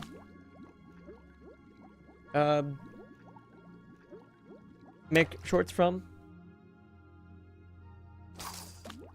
And it's mainly to like help people stay informed on how various things in this game work, because it's what, 2 years after the release of this game, 3 years after the release of this game, and there's still like a lot of misconceptions. So I want to do my part to try and keep people informed.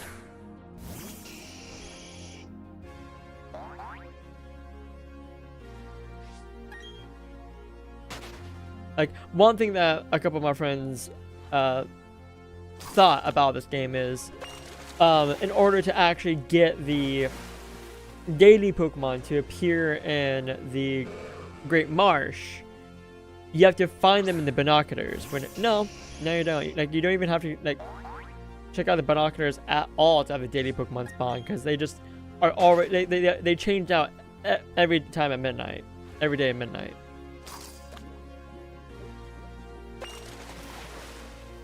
So there's that, and there's also like a massive, the biggest tip I can give when it comes to like doing any kind of hunting in the Great Marsh, whether it be shiny hunting or just trying to catch them all. And that is to have a Pokemon that is at minimum level 27, higher if you're going for Pokemon via Surfing or Super Rod. Minimum level 27 to be in your lead. If you don't, you're nerfing yourself.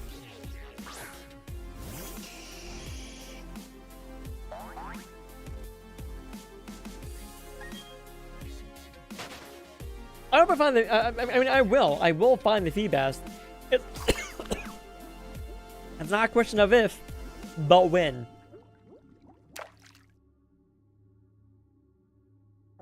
My neighbors are burning something, and that's affecting me.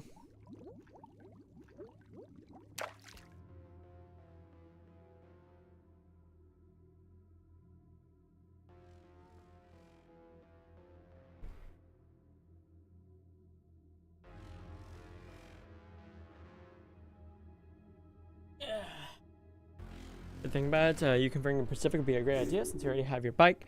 Should probably just buy 2 hubs and use theirs instead of a couple of batteries for both range and more speed.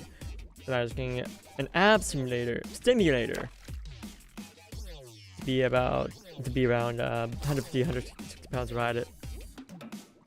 I know nothing about biking. I know absolutely nothing about riding a bike. I can't ride a bike. Fun fact. I do not have the balance to ride a bike. I have tried. I have failed. I also don't have the balance to skate. Or I guess rollerblade. Oh, that break. Be back in a bit. Actually, it might be a longer break because it might be dinner time.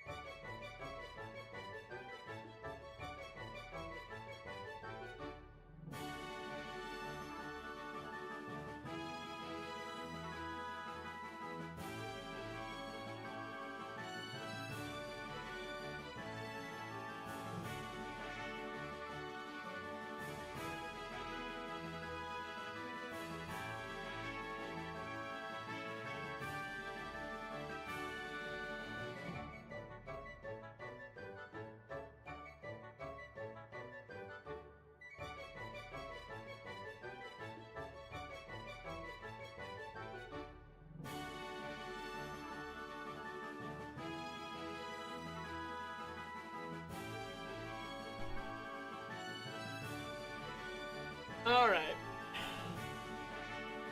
We got about 10 more minutes before I take dinner break. Also, it is... yeah, I'm actually gonna go ahead and do this right now.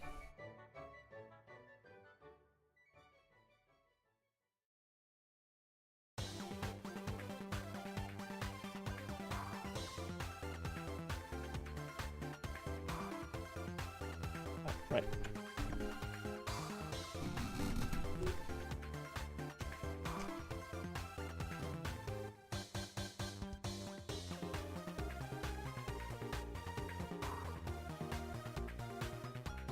We're gonna do a pack pull.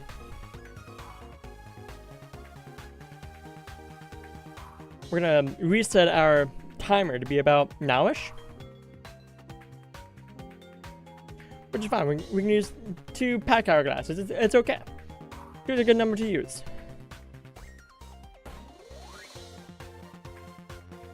Let's see.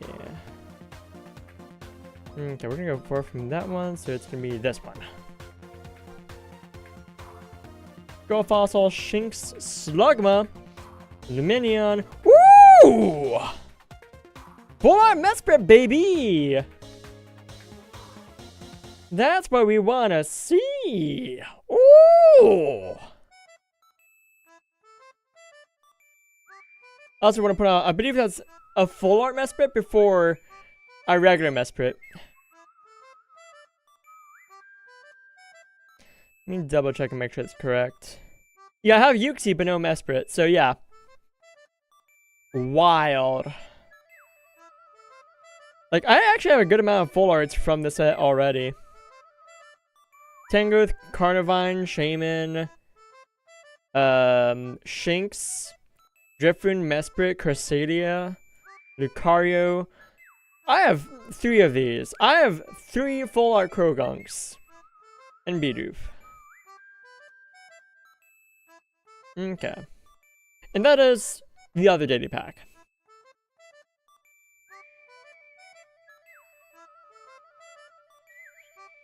That was actually on my phone, so.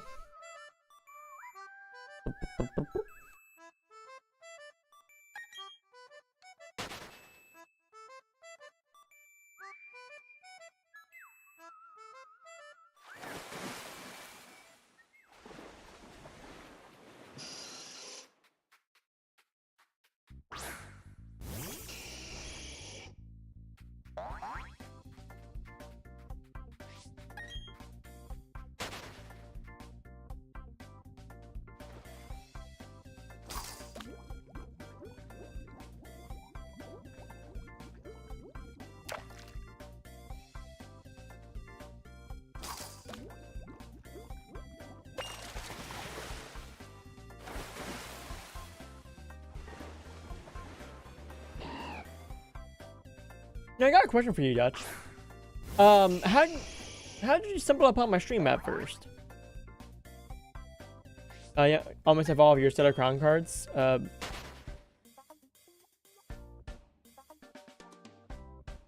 Oh, from the physical set.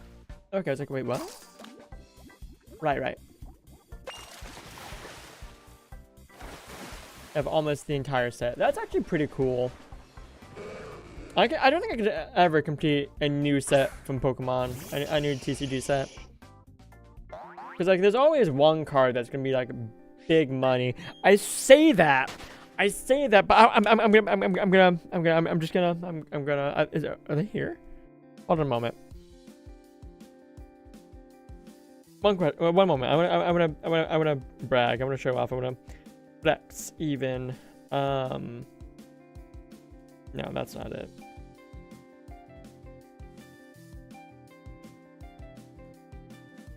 There are actually probably 2 sets I could sit down and complete with little issue. When it comes to the physical TCG, let me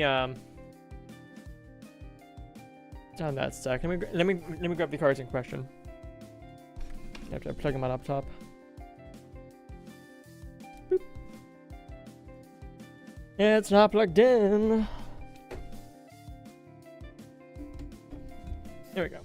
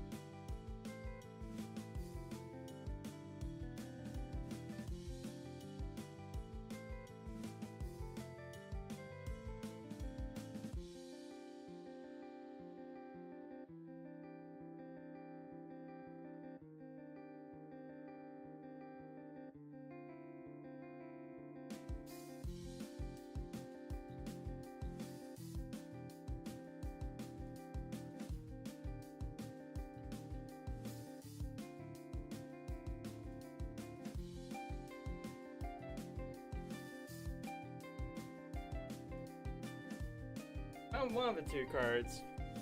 It's concerning that I can't find the other of the two cards.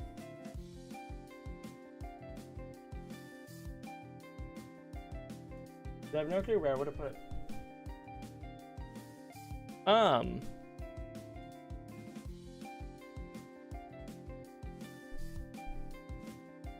on, maybe I just missed it when looking through the stack.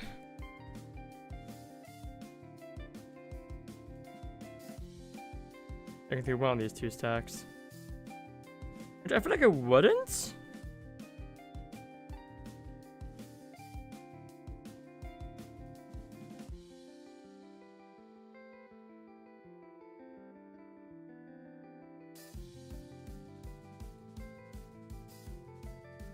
Well, that's concerning. Let me look through. Oh, neat.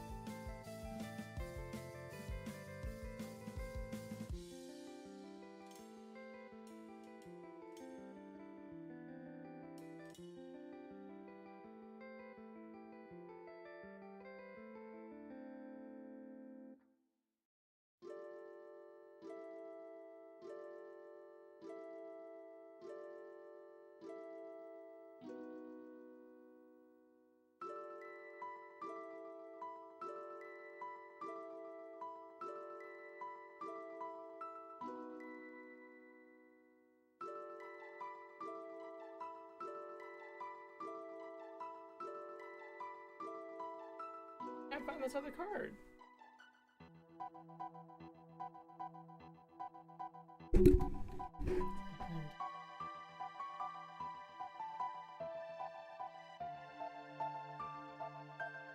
It was on my desk. I don't think any of my friends would have purloined it.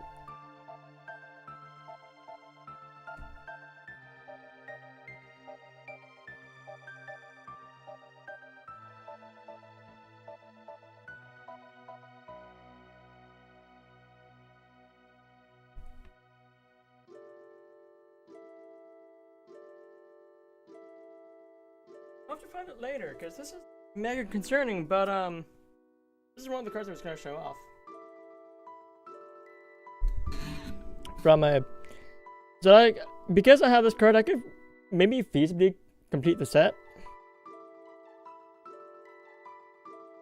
That is the full art stellar Pikachu from Surging Sparks.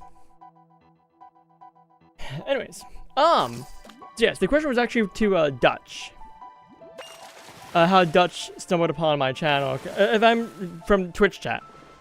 If I'm to hazard a guess, probably from me playing PSO2 at some point. Because I think I did that like a couple of times on stream. And I don't do that anymore because I don't know, I just don't.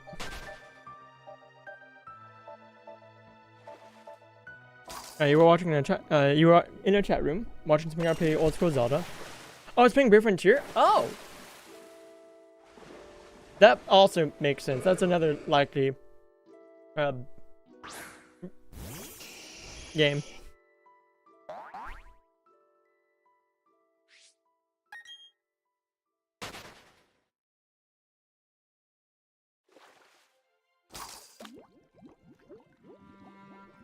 That's actually very concerning that I can't find the other. Because I also,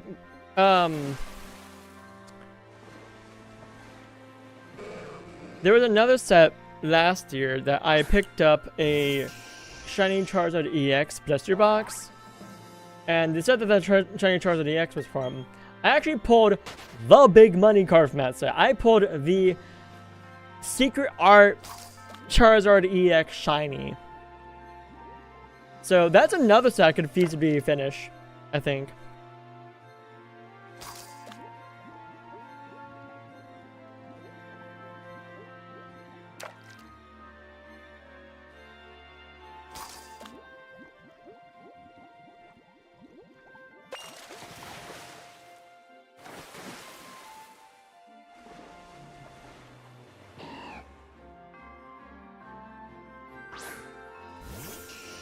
spent a little bit too long looking for that Charizard card.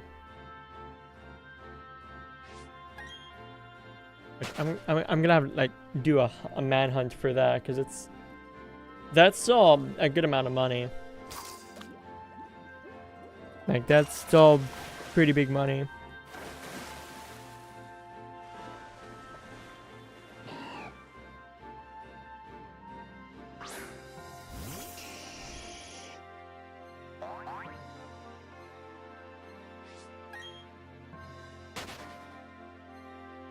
And I do miss Brave Frontier.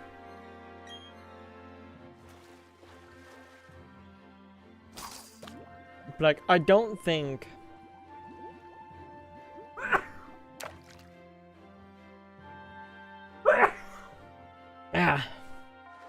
I don't think that like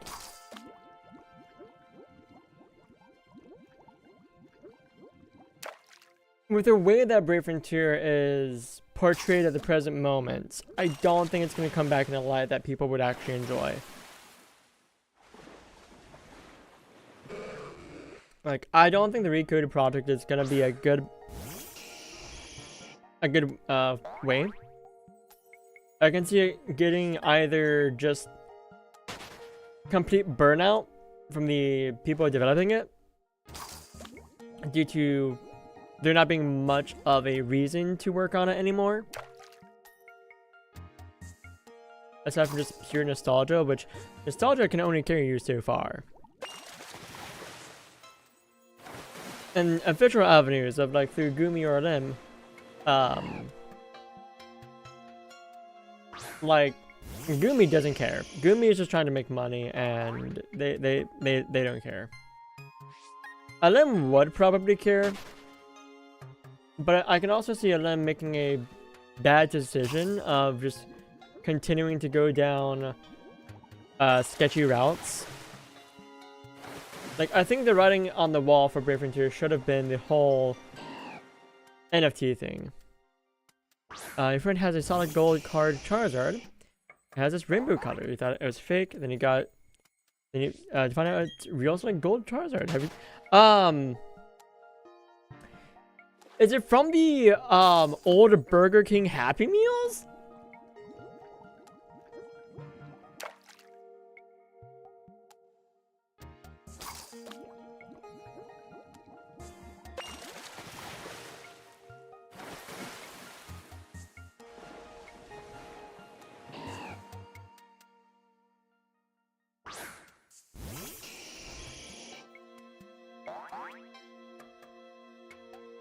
If you're talking about the ones from the Happy Meals, then yes, I actually do know about those.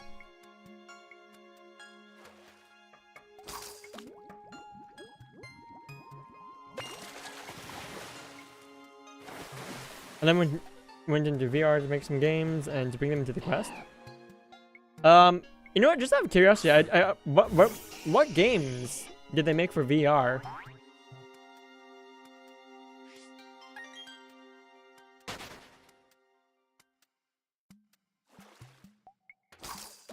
Also, I have such a lukewarm opinion on VR. Like, I'm personally not a huge fan of VR games.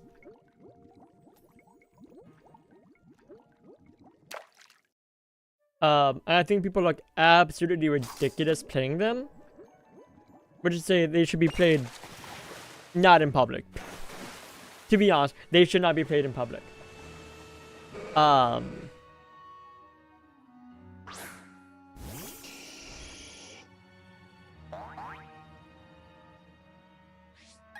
But ultimately, like they're just VR is just another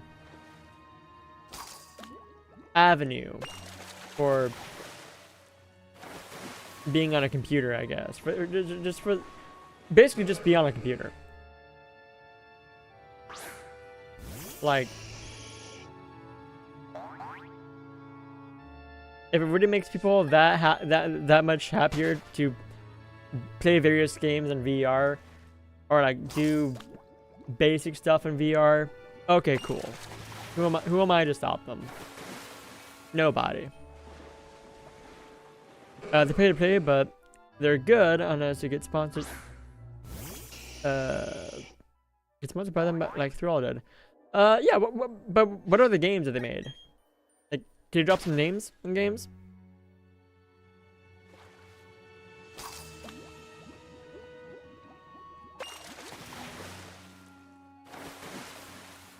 Your friend has this Jedi Saber VR. Alright, you want to play Rogue Squadron in VR? See, the only game that I actually played in VR to any extent is Skyrim.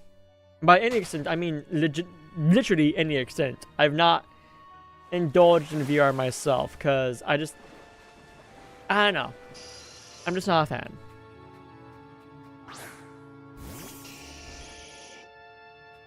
Like, I don't get motion sick, nor do I get headaches from VR. I just don't like it. Like, I'm probably in a minority for that when it comes to gamers, but like, I have no interest in VR stuff. I know why. I know why I don't have an interest in VR stuff.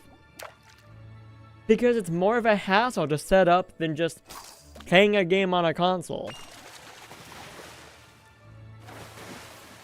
Like, the most I'm willing to do to play a game is switch out a cable, like I had to do for this stream. Like, I had to unplug my PS5 from my capture card and plug in my Switch. And that's the most I'm willing to do extra aside from turning on the game. Or switching out even a cartridge. Like, switching out cartridges, who cares? Like, I'm probably like putting the cartridge in, putting the game in, and that's gonna be the game that's in there until I finish it. Unless I'm doing shenanigans like Pokemon. But Pokemon is its own entire thing. It's its own mindset. It's its own being. Occupies a different space in my brain from playing other games.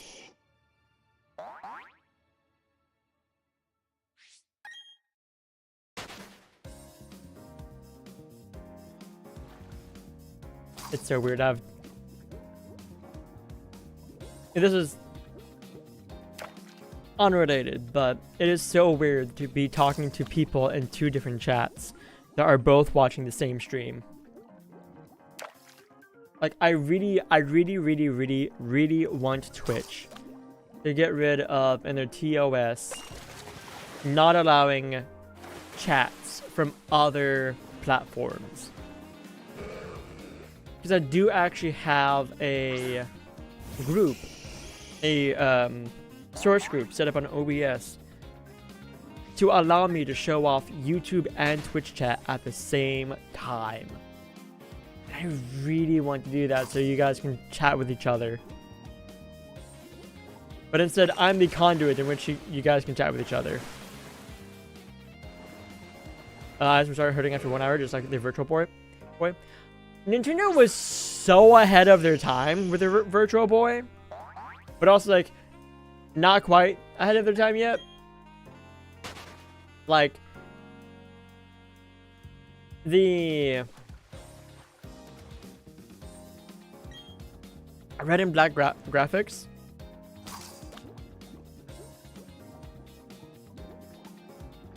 Yeah, the fact that it was all red and black. That was the only bit about the Virtual Boy that and the fact that it was on a stand and you couldn't strap it to your head.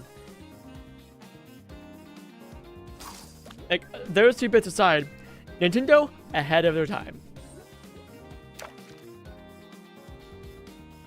Yeah, it was so long ago that unless you can look it up with Ghost Seeker, that's fair. Can I please just find a Pokemon here? Hello?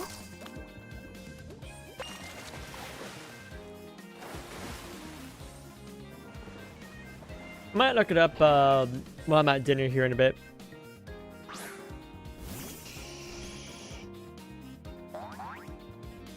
Dinner tonight is chicken stew with a grilled cheese sandwich.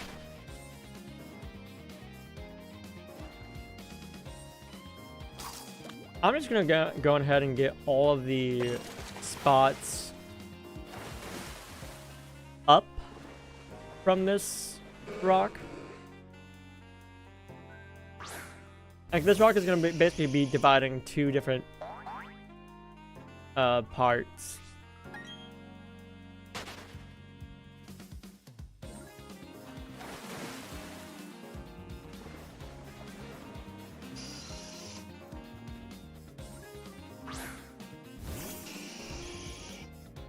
And there's dinner. I will be back shortly.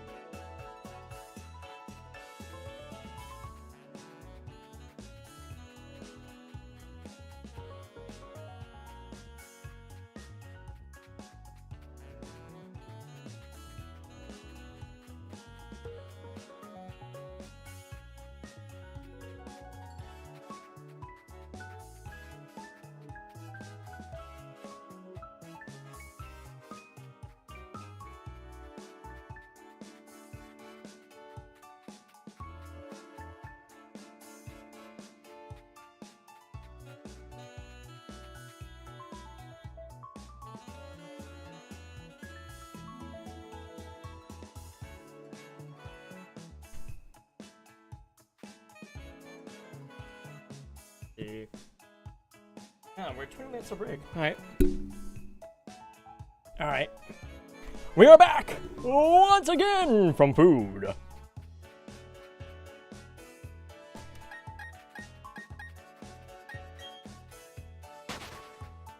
How was everyone's break? Did anyone else get dinner?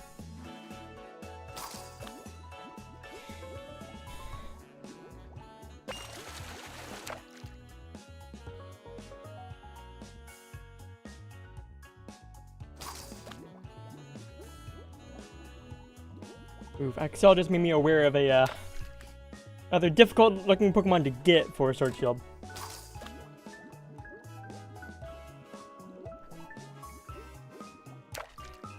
What do you think about the Switch 2?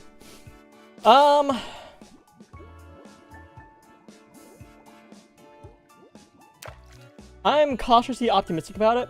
I'm cautiously optimistic in terms of how it's gonna perform, sales-wise, and in the viewer's eyes, and just performance, like graphics, frame rate issues, all that fun stuff. Specs. Cautiously optimistic. Personally speaking, though, I'm excited. I'm excited for a multitude of reasons. One, it's an excuse to get a new Switch. Because, due to the fact that it's backwards compatible with regular Switch games, I can just pop my Switch game in, transfer all my save files on up, take my old Switch, the one I'm currently playing on, mod it,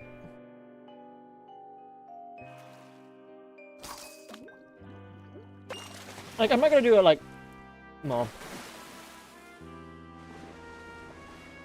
some of the stuff I'm gonna be doing is gonna be very simple stuff, such as a mod to, or a patch rather, to allow you to see overworld Pokemon as being shiny in Pokemon Sword and Shield.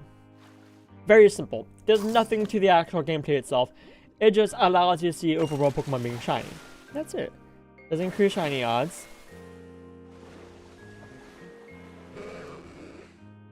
Now a bigger thing I might wind up doing with my old Switch in terms of modding is randomizers. Because I have seen a couple of people do randomizer shenanigans with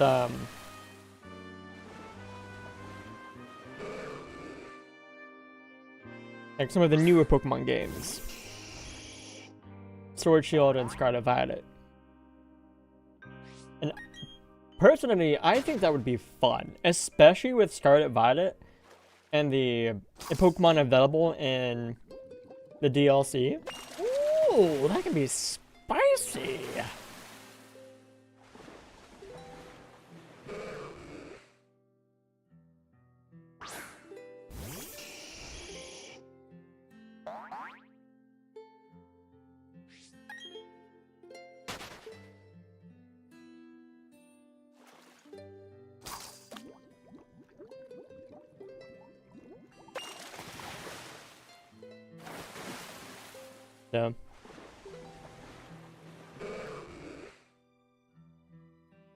And then as far as Switch 2 games go, like, depending on when the release date of the Switch 2 is, we are probably going to have a couple of games released alongside or early on in the Switch 2's life. Which I can't wait for a new Zelda game. I'm always excited for a new Zelda game. And if the Switch 2 has better performance, like better specs than the Switch, which a lot of people are saying that well, then hell yeah.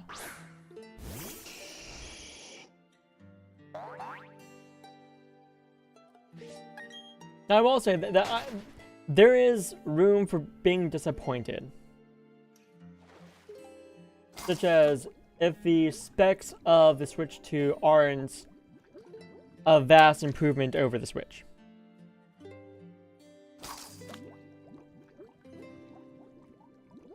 Like, bare minimum what I want to see is 1440p docked.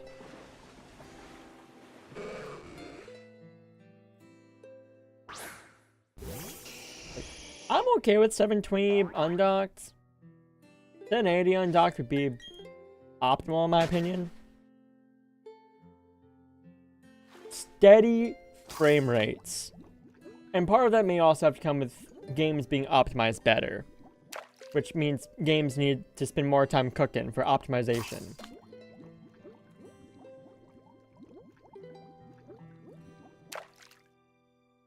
Which I'm okay with. Not every company I mean, also if companies want to be putting out games like as often as they currently are, they need to double their manpower. Have 2 different teams.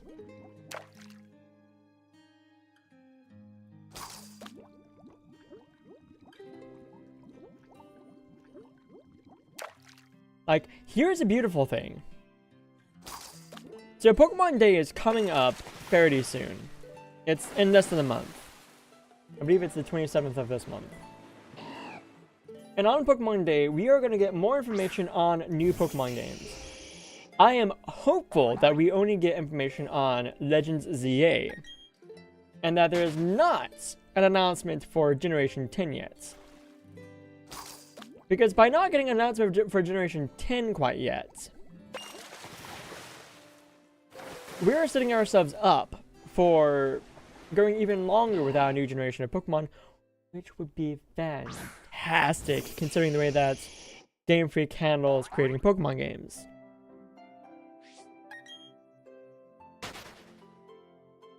Because the way that Game Freak handles creating Pokemon games, there are 2 different teams. There's the team that works on main series Pokemon games, on new generations and such. And that includes DLC for the main games as well.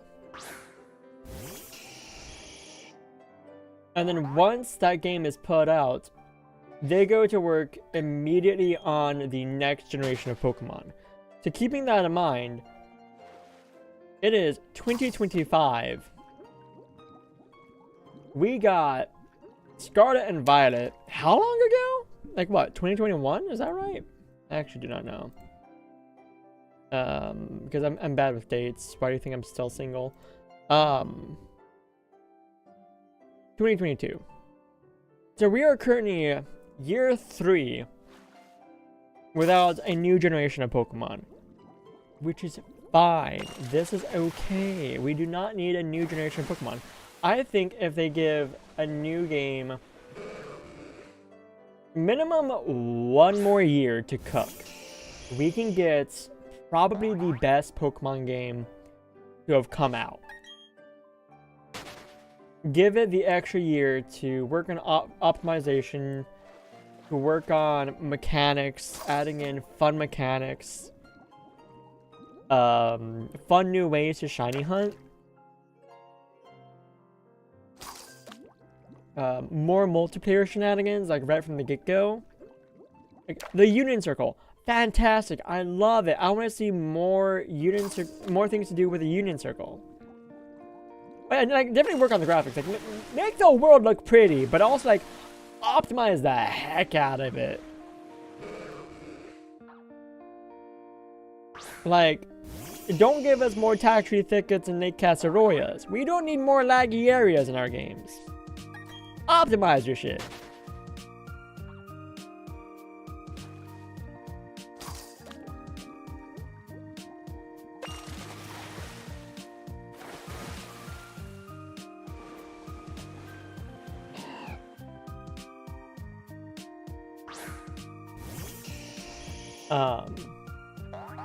And it's like, I know that the graphics for the open world stuff in Scarlet Violet are lacking because I've on a couple of occasions tried to find pretty areas to just sit down and like vibe at, but I can't because in the base game there are no pretty areas. In the DLC there definitely are.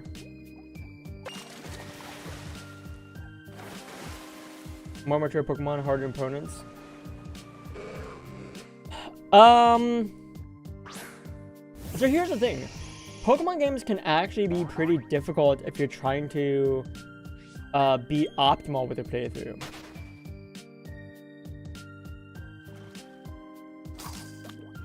Like, some of the hardest battles I've had have been more recent Pokemon games.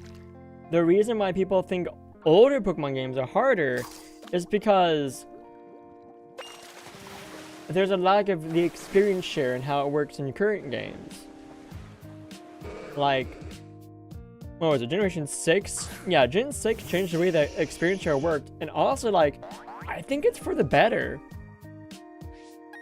Now, I want to point out that my playthrough of Brilliant Diamond, my playthrough of Shining Pearl right here is not indicative of how difficult the game can be. I'm literally going through, and like 99% of all battles, I'm using one Pokemon. You can do that if you want, but the game heavily encourages you to use a full team of Pokemon. And Scarlet and Violet definitely encourage us even further. Especially in the DLC.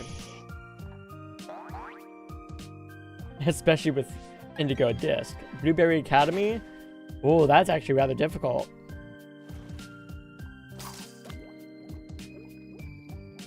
Like, the only downside is they don't incentivize you too heavily to take on other trainers. Like, there are a couple of additional goodies you can get by taking down like 5 or so trainers per area. Like, one area you get the Amulet coin for taking down X amount of trainers, and another area you get the TM for Earthquake. It's the only way to get Earthquake.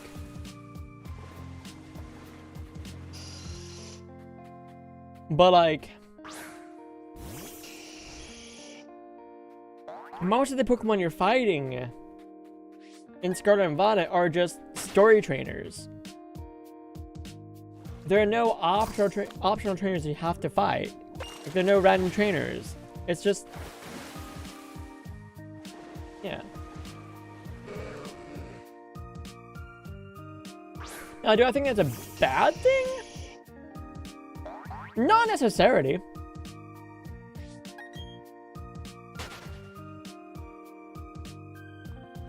I honestly think it's just a thing. I don't think it's a bad thing. I don't think it's a good thing. I think it's just a thing. I think it's part of what makes Scarlet and Violet so unique.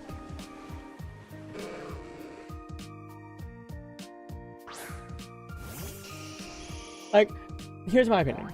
For all the downsides Pokemon Scarlet and Violet have, they have just as many upsides. It's all about how you look at the games and the perspective you want to take with them. Like, do I think they could be better games? Yes. But considering that we got what we got under the circumstances of the game's development, I think they're alright games.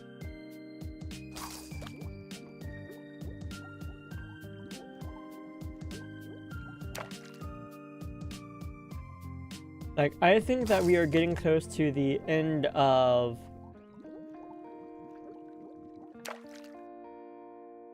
I'm gonna say an era of gaming. A short era of gaming, mind you, but an era of gaming where games were affected by COVID.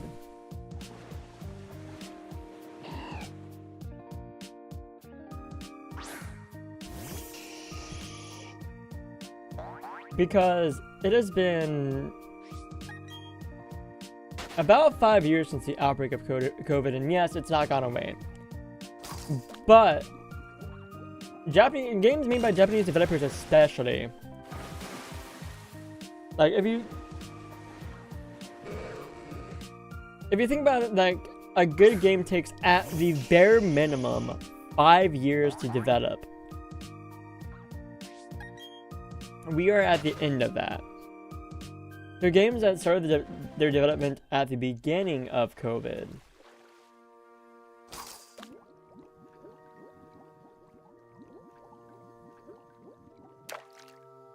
are probably already released or are releasing soon.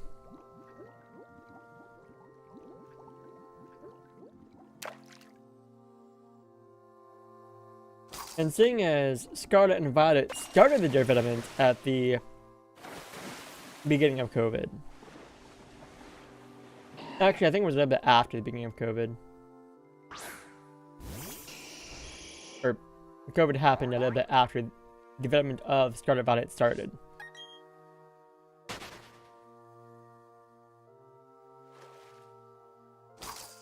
Like we only got one world championship for Sword Shield, because the first world championship was like in the middle of COVID, like that in the middle of that first year. Also, we have a break coming up here soon that I will take to use the bathroom.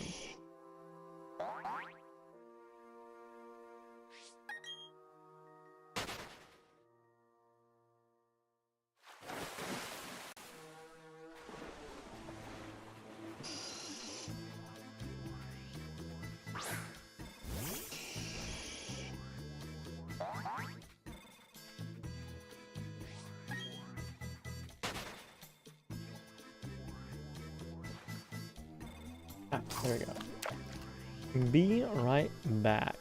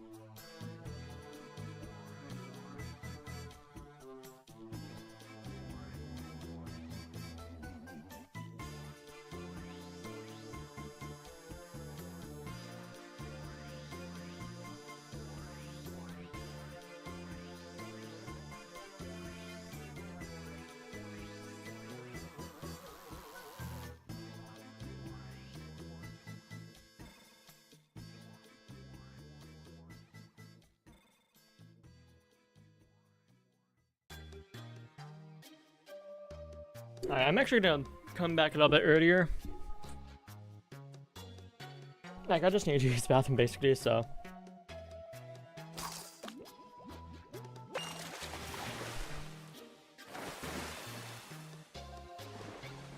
But yeah, no, like, I do hope that the next Pokemon games that come out are top quality.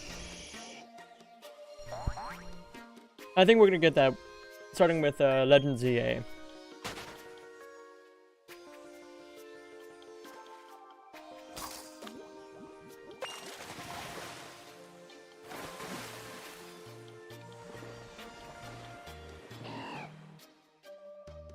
Like, Legend ZA has kicked up for a decent while. Because again, let's assume that spin-off games, games that aren't considered to be main series games, start their developments as soon as the previous spin-off game, not main series game, finishes. And the last one was Legends Arceus, which came out 3 years ago. That was only 3 years ago.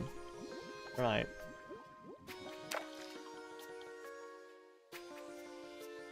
Well, by the time that ZA comes out, that'd be fine. But yes, I'm hoping not to see a new generation of Pokemon coming out quite yet. I'm hoping to see Legend ZA and another spin-off game.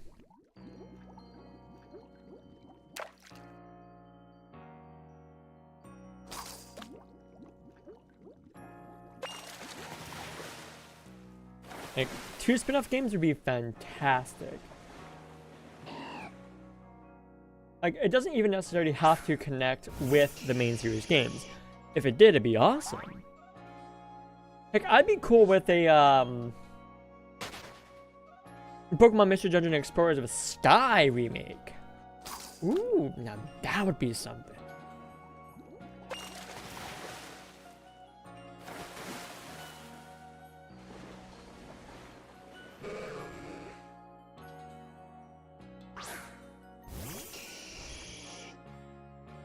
Explore a Sky remake would be awesome. Honestly, like, they don't even need to say too much about Legends EA. I honestly want Nintendo to talk, and Pokemon especially, talk less about their games. Aside from, hey, here's the game.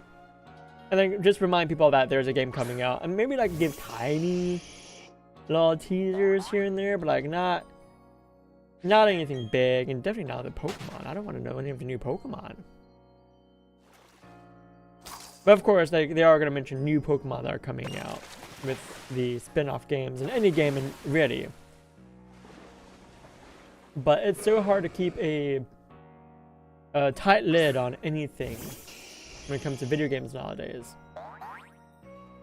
Like, there are going to be leaks, there are going to be rumors, there's going to be a bunch of stuff because people want that notoriety.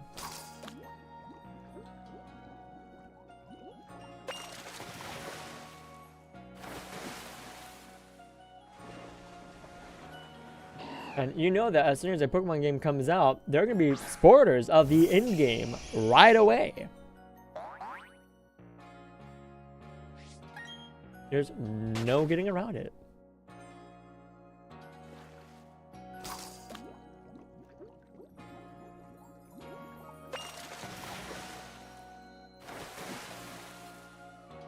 And that is why after Pokemon Day, I am not on social media. If I might be posting to Bluesky, but I won't be scrolling through Bluesky all that much. Now, I actually probably mute some accounts for a while.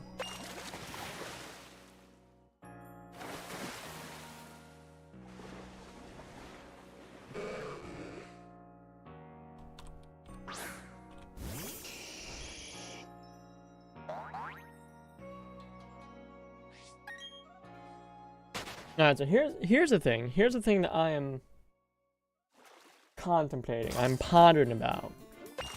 I got about another hour and 15 minutes, something like that, of stream I want to do before I hop off and go to bed. What if I don't find the Feebas on that time? What ruling? What arbitrary ruling do I want to make for myself?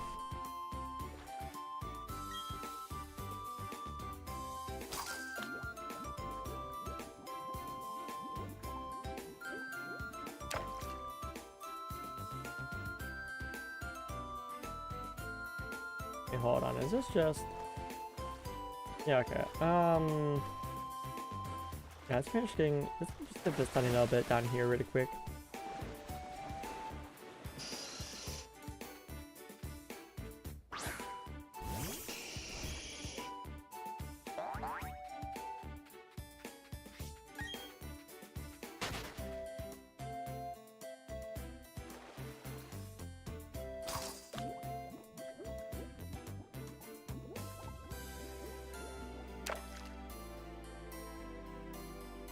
Yeah, one thing I want... The power scaling of Pokemon is actually kind of weird. Because... you do have a bit of a power creep issue with Pokemon. Now, they've actually done a pretty good job of balancing out a little bit more. By making sure that older Pokemon actually do get stat boosts.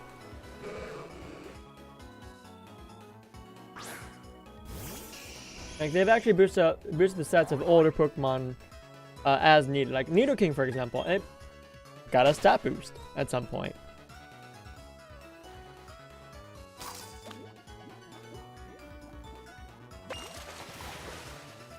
But like the fact, especially the open worldedness of Scarlet Violet actually makes it very easy to just become OP, no problem. The raid battle system especially makes it so easy.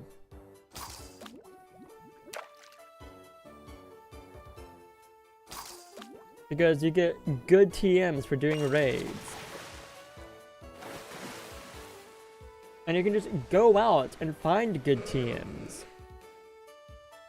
And when you find a new TM, you can craft it.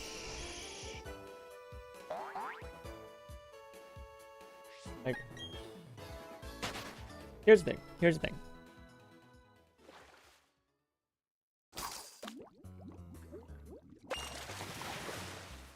You can 110% just totally cheese, casually cheese, not speedrunning cheese, but casually cheese, getting OP in Scarlet Violet. Catch yourself a Paladin Wooper with Water Absorb. Go to Lake Casserola. Yes, it's a walk from the beginning of the game. Don't get me wrong, it's a walk.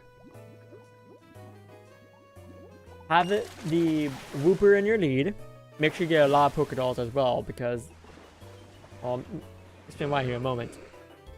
And you want to find Tatsugiri of a certain level, or level range. Basically, you just want to make sure that the only damaging move it has is Muddy Water, which will not affect Paladin Wooper because of Water Absorb. Which means Tatsugiri, the only move it can use that will actually do anything is Memento, to just knock itself out.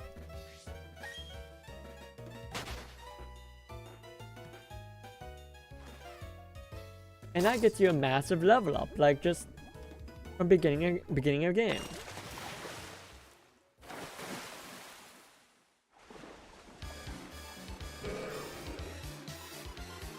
You can totally do that. Catching a bunch of Pokemon also. I mean, the thing is, I think even like catching a bunch of Pokemon doesn't necessarily make the game easier. I think if you're catching one of each Pokemon and evolving that Pokemon, you're fine. I think if you set a team aside specifically just for catching Pokemon, and have a team specifically for everything else, that's fine. And I honestly think that Pokemon play is a lot more fun if you do it that way.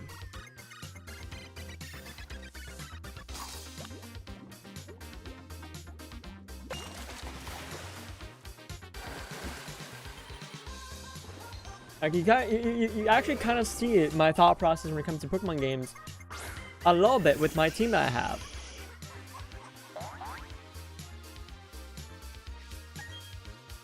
Like I have, actually this team right here is a perfect example. Like it's a truncated version of how I normally go about playing through a Pokemon game. I have the actual batting party right here. I have the catching party right here, and I guess you can extend that to Sniping and Rocky as well. And then I have utility Pokemon right here with Sniping and Rocky. Granted, Punk is usually one catching Pokemon if Sniping and Rocky aren't doing it. Twink really hasn't gotten to do a whole lot, I'll be honest, and that's fine.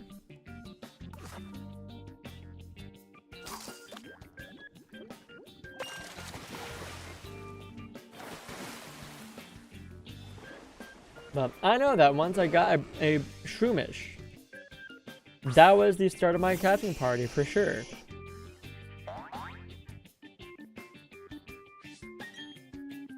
And I think honestly doing things that way, like having a separate party for catching Pokemon, actually makes it more like being an actual Pokemon trainer. Like, yeah, you can just use one Pokemon the entire time if you want to, and that's valid. Just one Pokemon for catching Pokemon, for doing all your battles, like that's completely valid. That's a valid way of playing.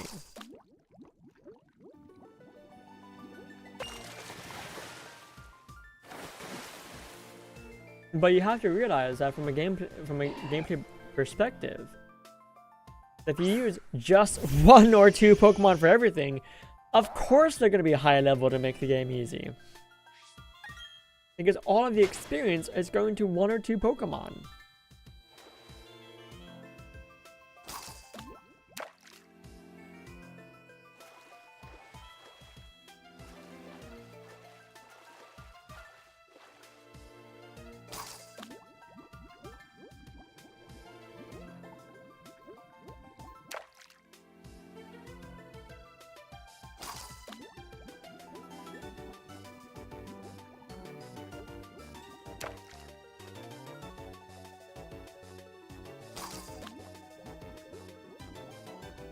Like, when the new when ZA comes out,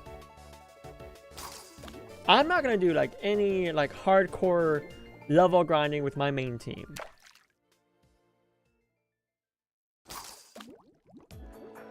Because there's no need to. There's never any need to do any hardcore level grinding with your team. You just need to have a solid team to have interesting battles. Like going through the DLC of Pokemon Violet. God, the DLC was hard. Partially because of my own imitation I was putting on myself for my team in Teal Mask, and I required the same restriction, but required for Indigo Disc. I originally put that restriction on me for funsies. It wound up being actually what I needed to do for a thing. Like for Teal Mask, I made an entire team just for Teal Mask. It was a lot more fun doing it. It was a lot more challenging doing it.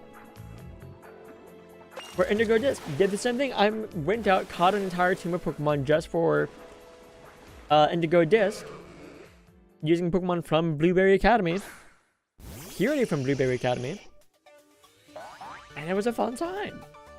It was difficult. It was hard. Like, I was sweating. Some battles came down to just the last Pokemon I had.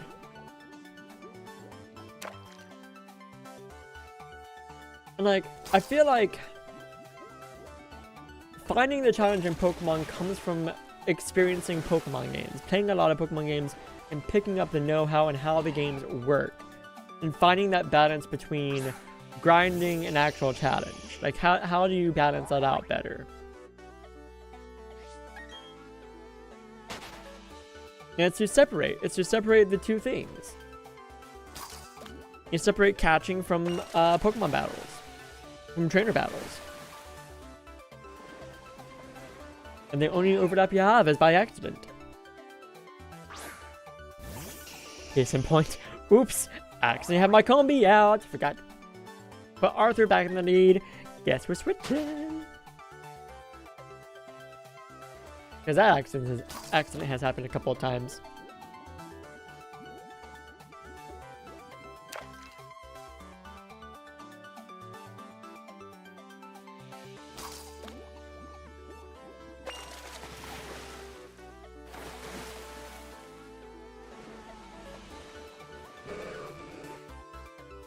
Actually, I kind of want to do that. I kind of want to make a YouTube short just calling people out, saying that Pokemon games are not hard.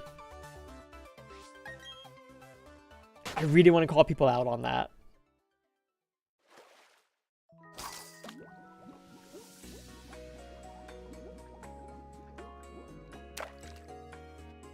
And just say, skill issue.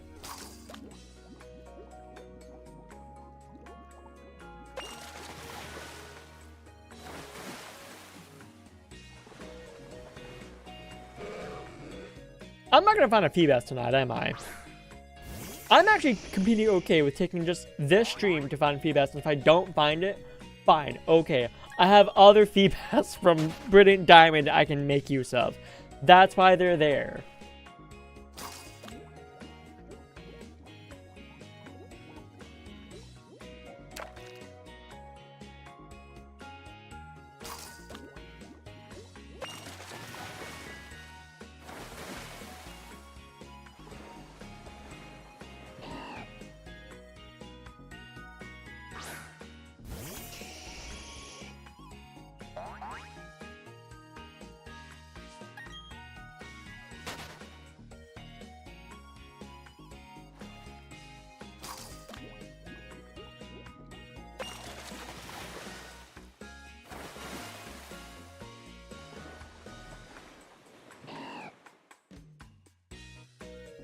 I went off on a tangent.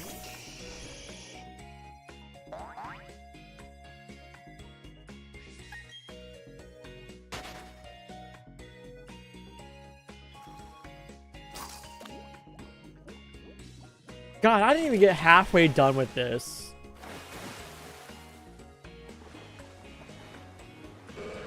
I didn't even check half the spaces here. This is like an all-day and this can be an all-day endeavor. Holy shit.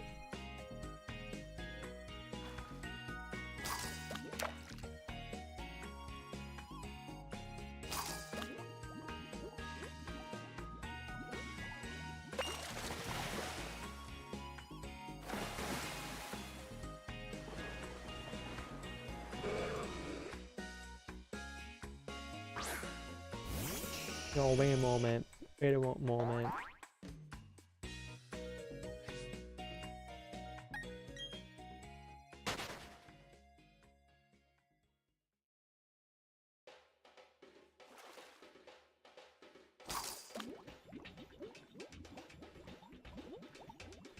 Okay. That makes sense.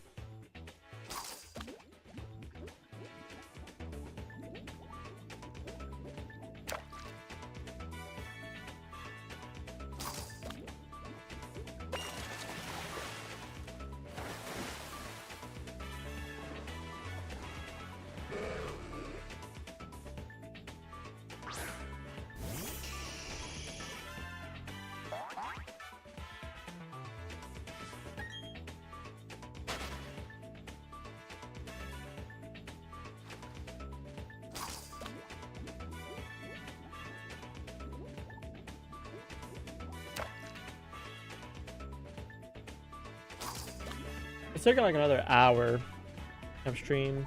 Maybe I'll find it in an hour.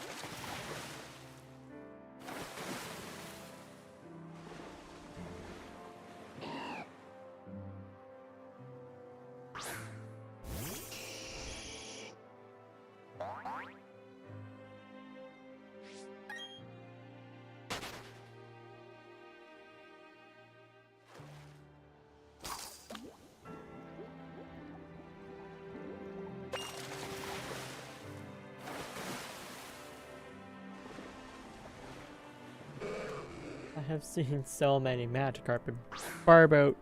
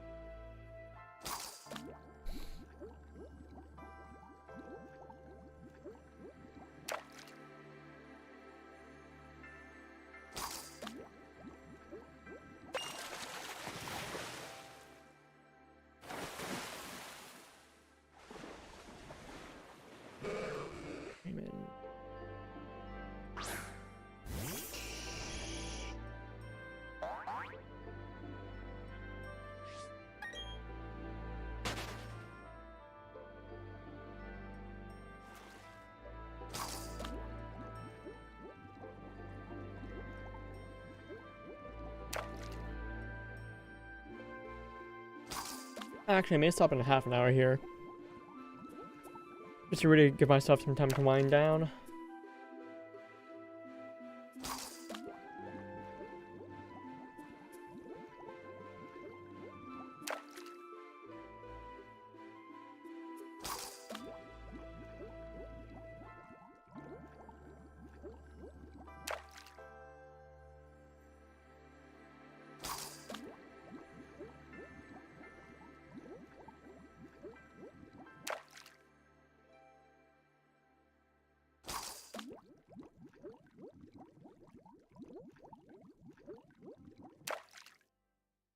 Can I please land a Pokemon here?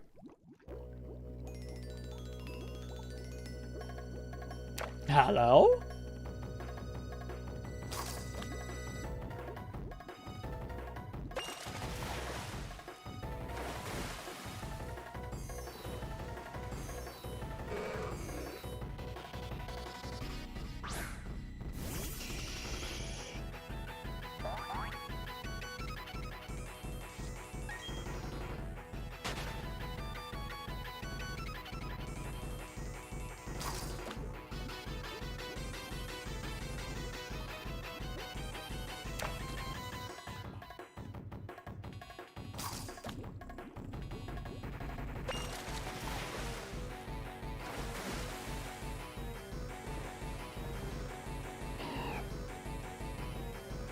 Yeah, I think I'm completely okay with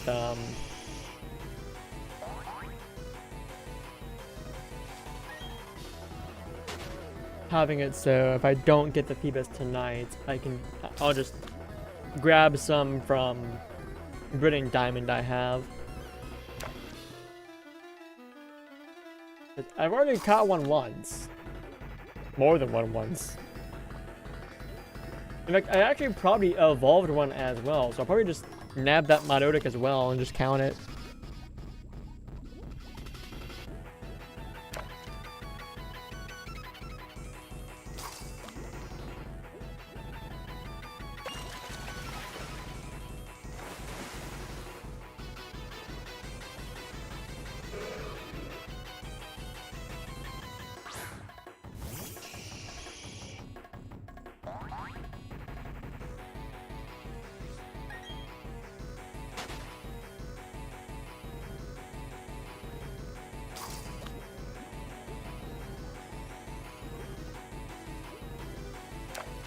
Yeah, I made absolutely no progress today because of Feebas.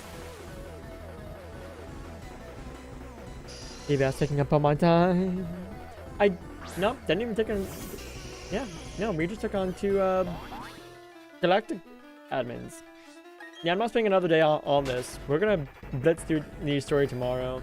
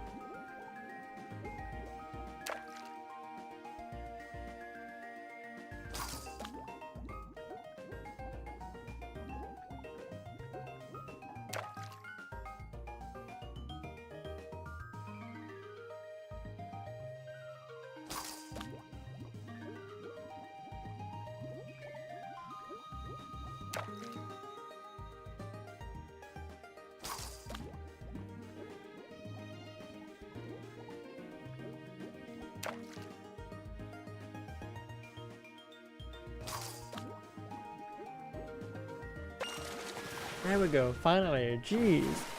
Sometimes it just takes so long to hook a Pokemon, you know?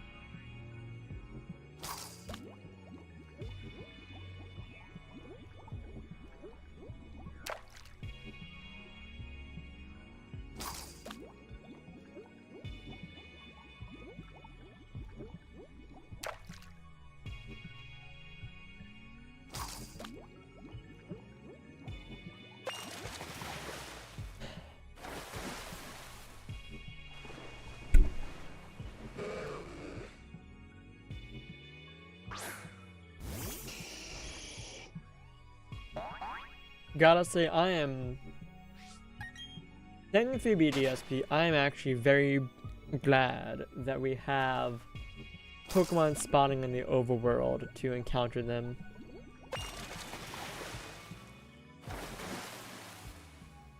I'm so glad we have that.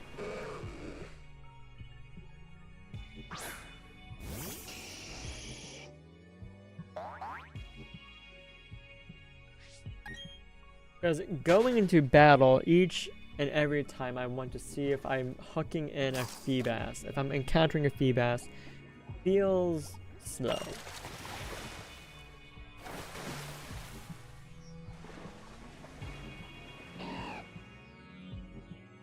Like, the majority of this playthrough has been me hunting down and catching Pokemon. Hey, what's up? How's it going?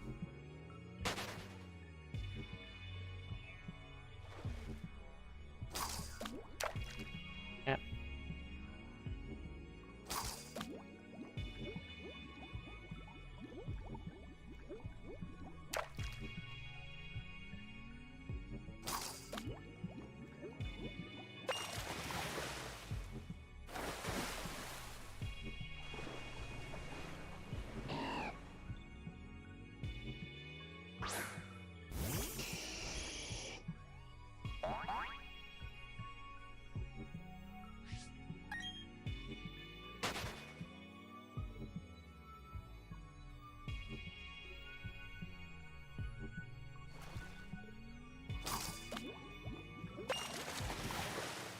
We're gonna Pokemon Dex and Burning Diamond, but you feel the Poké was, you were given, had Poké something on it, and you don't have attack or legit. Pokerus is legitimate. Like, Pokerus is not uncommon anymore. It's not rare anymore. It's actually fairly likely to encounter Pokerus through a Pokemon traded.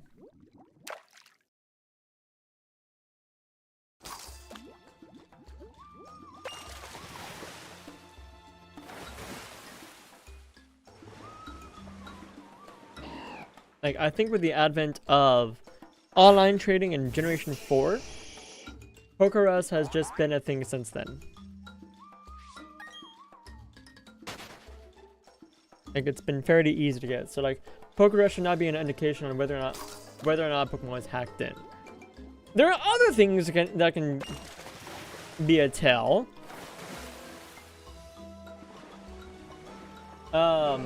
Biggest things to tell if a Pokemon was hacked in or not.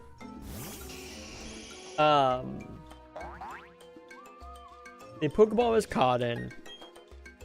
The original trainer. The IVs. Whether or not it's shiny. And where is caught at what level it was caught.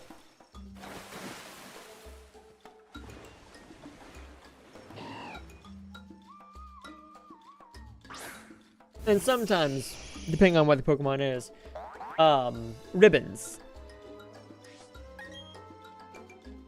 Which ribbons it has or lack thereof with ribbons.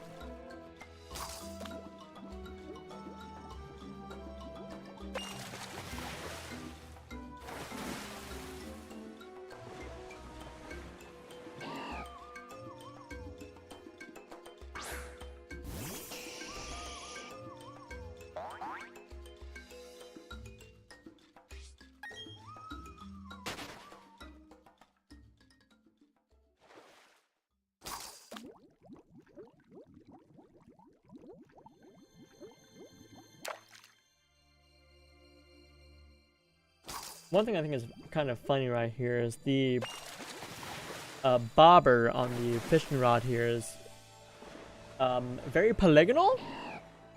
And I swear the B-barrel I'm riding on as well is rather polygonal.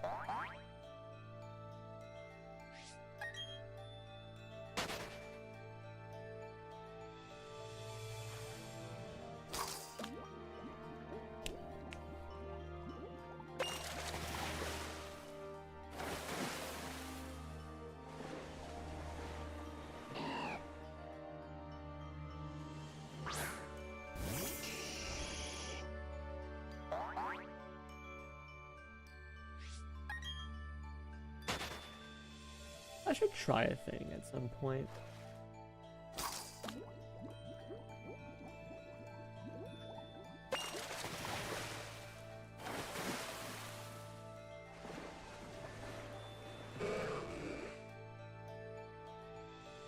Yeah, I think I don't think I'm gonna be hunting Phoebus for too much longer. I'll give it another 15 minutes.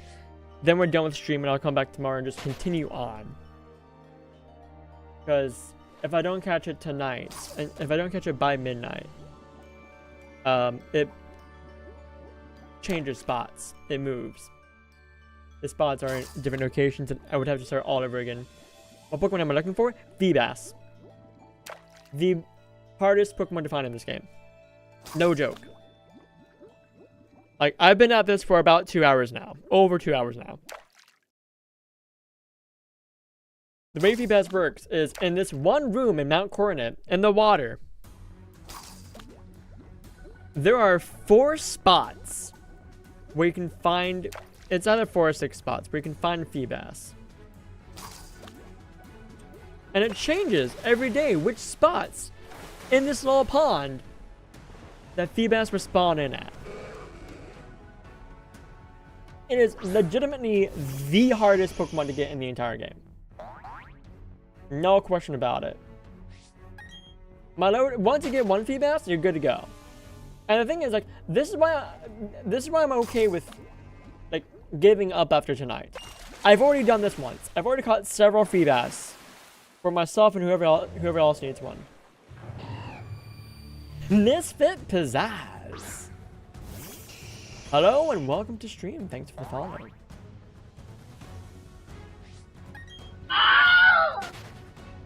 That's your cousin? Ah! Neat.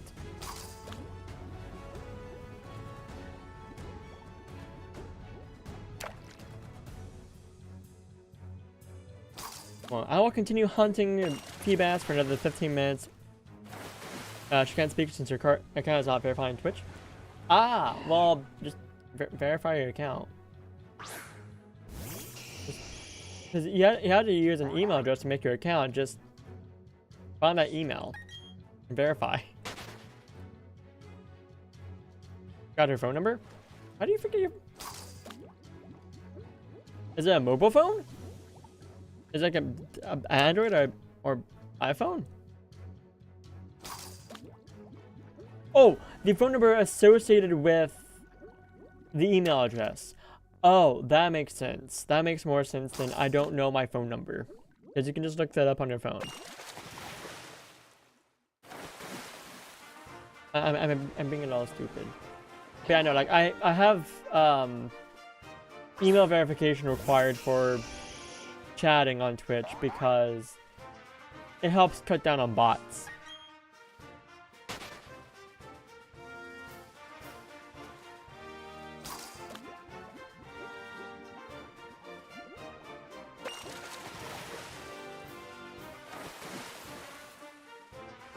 I see, I see. And don't remember the phone number yourself. There is another option. Create a new account with your own phone number and email address. Follow the same people you're following on this on my account. Now I can understand I'm wanting to give various websites your phone number and email address. I can understand that, don't get me wrong. As someone who is trying to be more private with my information and not giving my information to companies, I get it, I understand.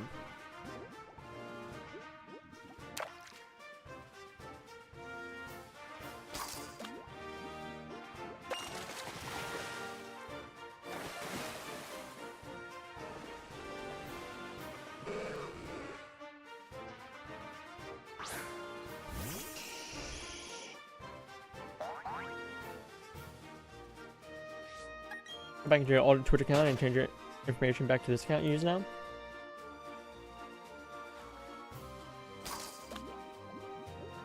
Yeah, I see. again, like, my biggest suggestion is if you want to have a verified account and you don't have the information, there's gotta be some way. There's gotta be some way.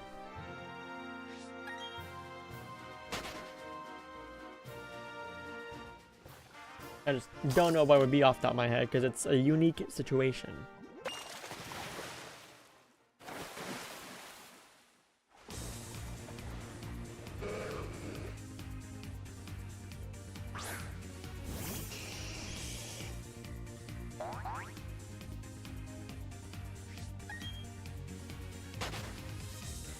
And if your cousin's alright with just watching stream, that's fine.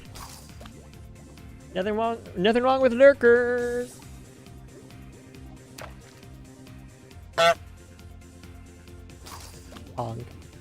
Honestly, it'd be so funny just to watch stream, acquire channel rewards, and just sound effects. That'd be so funny, to be honest.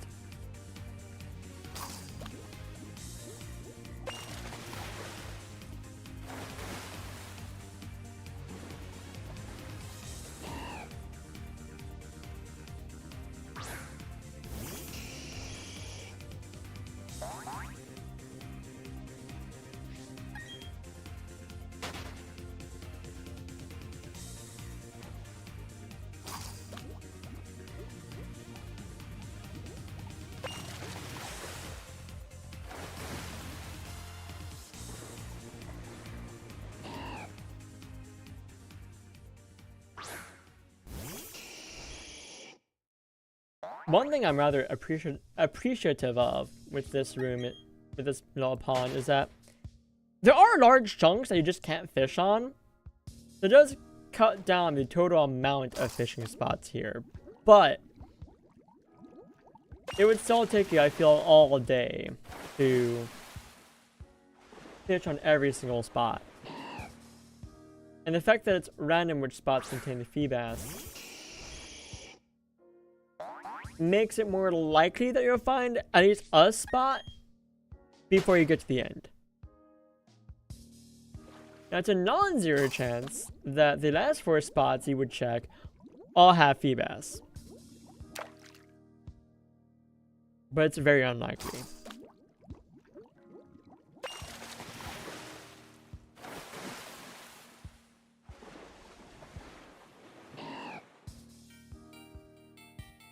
My biggest suggestion is if you have access to another Pokemon game.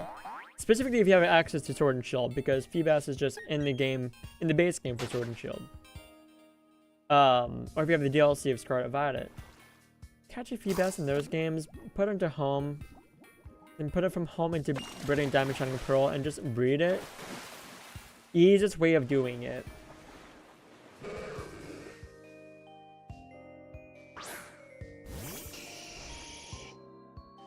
I'm just being difficult.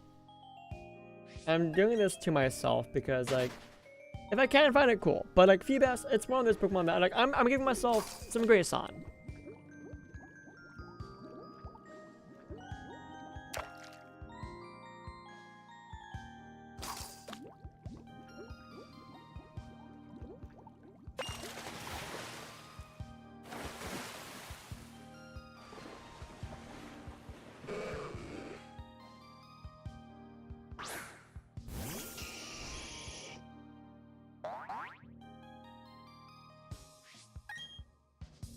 Which, by the way, if anyone needs help getting Feebas, just let me know. Like, if you don't have Scarlet and Violet in the DLC, Scarlet or Violet in the DLC, or Sword and Shield, Sword or Shield, just let me know. I'll help out.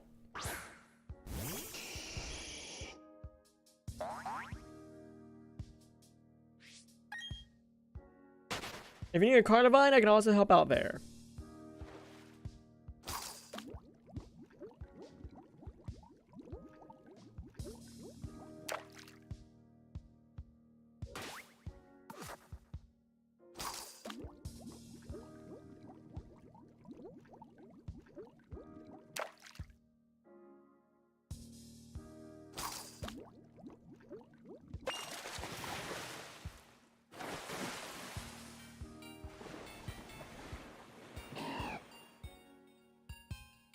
Oh, I just got a very silly idea. I just got a super silly idea that I may try out for a couple of streams.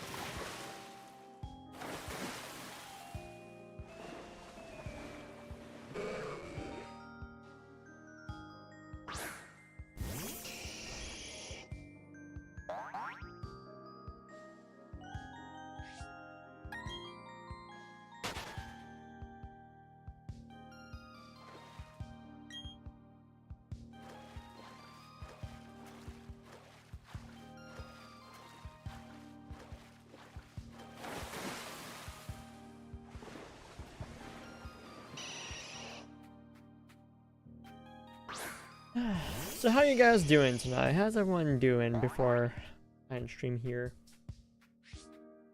Hmm? Oh, you posted a link, or a pseudo link.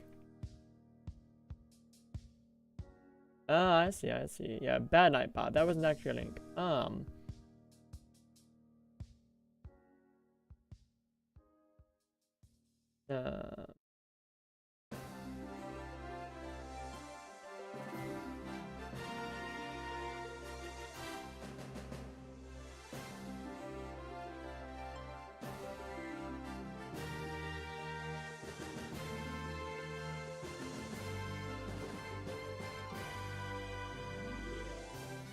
Yeah, be careful with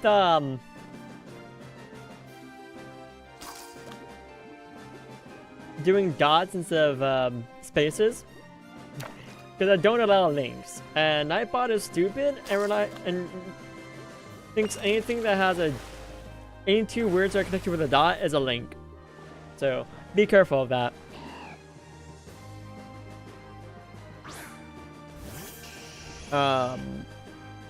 And also, like, I don't think I can really change that because are we playing Dead by Daylight? Yeah. My friends play it.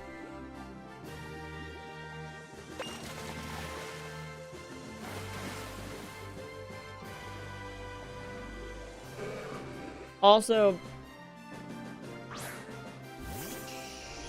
hold on a moment.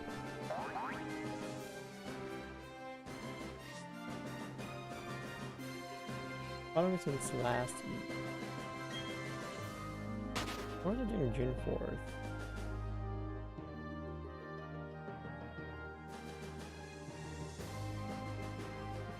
Ooh.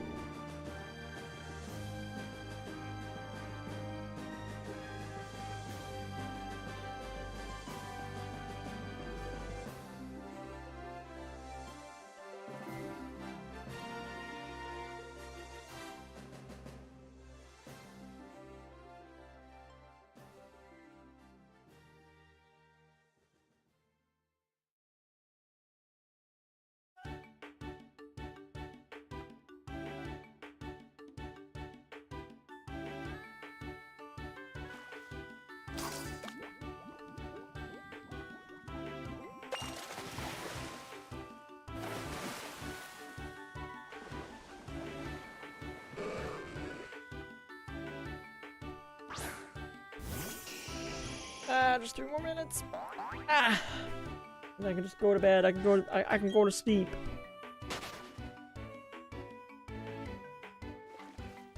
I think I ride on the snooze cruise.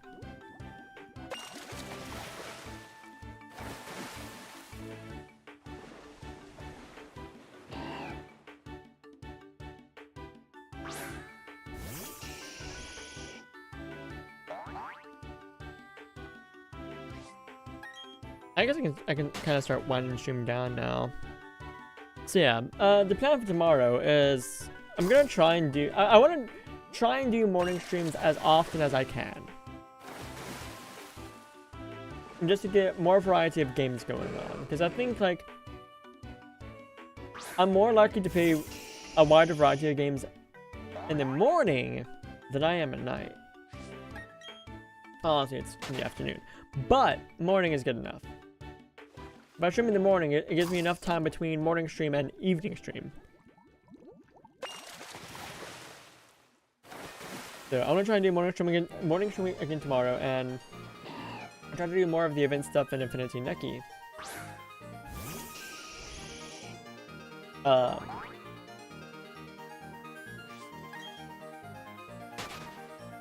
I may start off tomorrow with wait, actually, I'm gonna stop this this hunt right now. I do want to check a thing.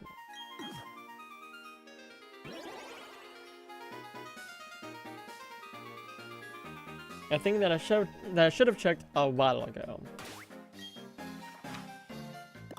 Take me to Heart Home City.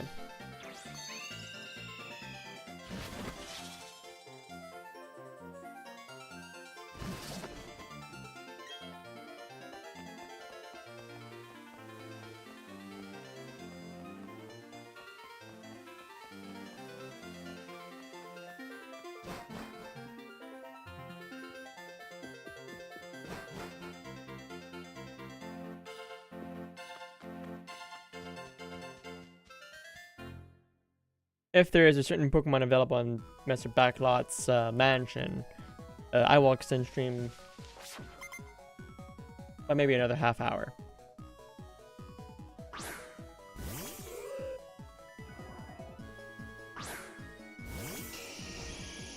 But that's only if it's one Pokemon.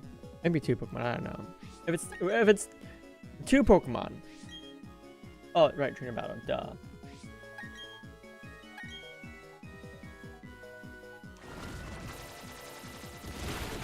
I'm no-braining right now. Not a single thought behind these eyes. But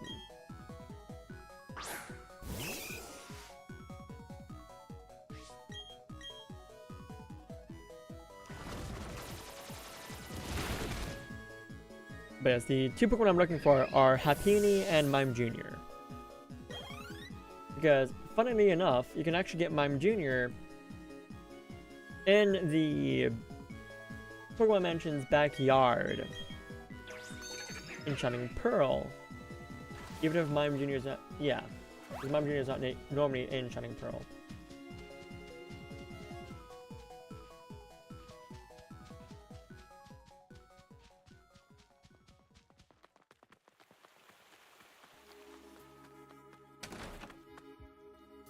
So this will be end of stream if it's not what I'm looking for. But yes, I'm gonna try and go live at around 8:30, 9 at the latest, Eastern time.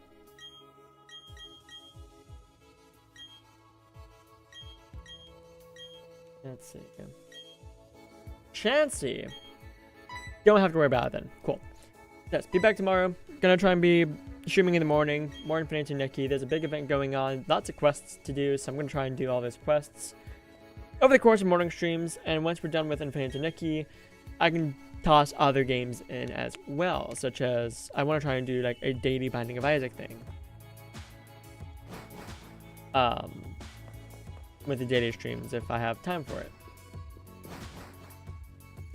But yeah, with that, see you guys tomorrow at 9 a.m. at the latest, but I'm shooting for 8:30.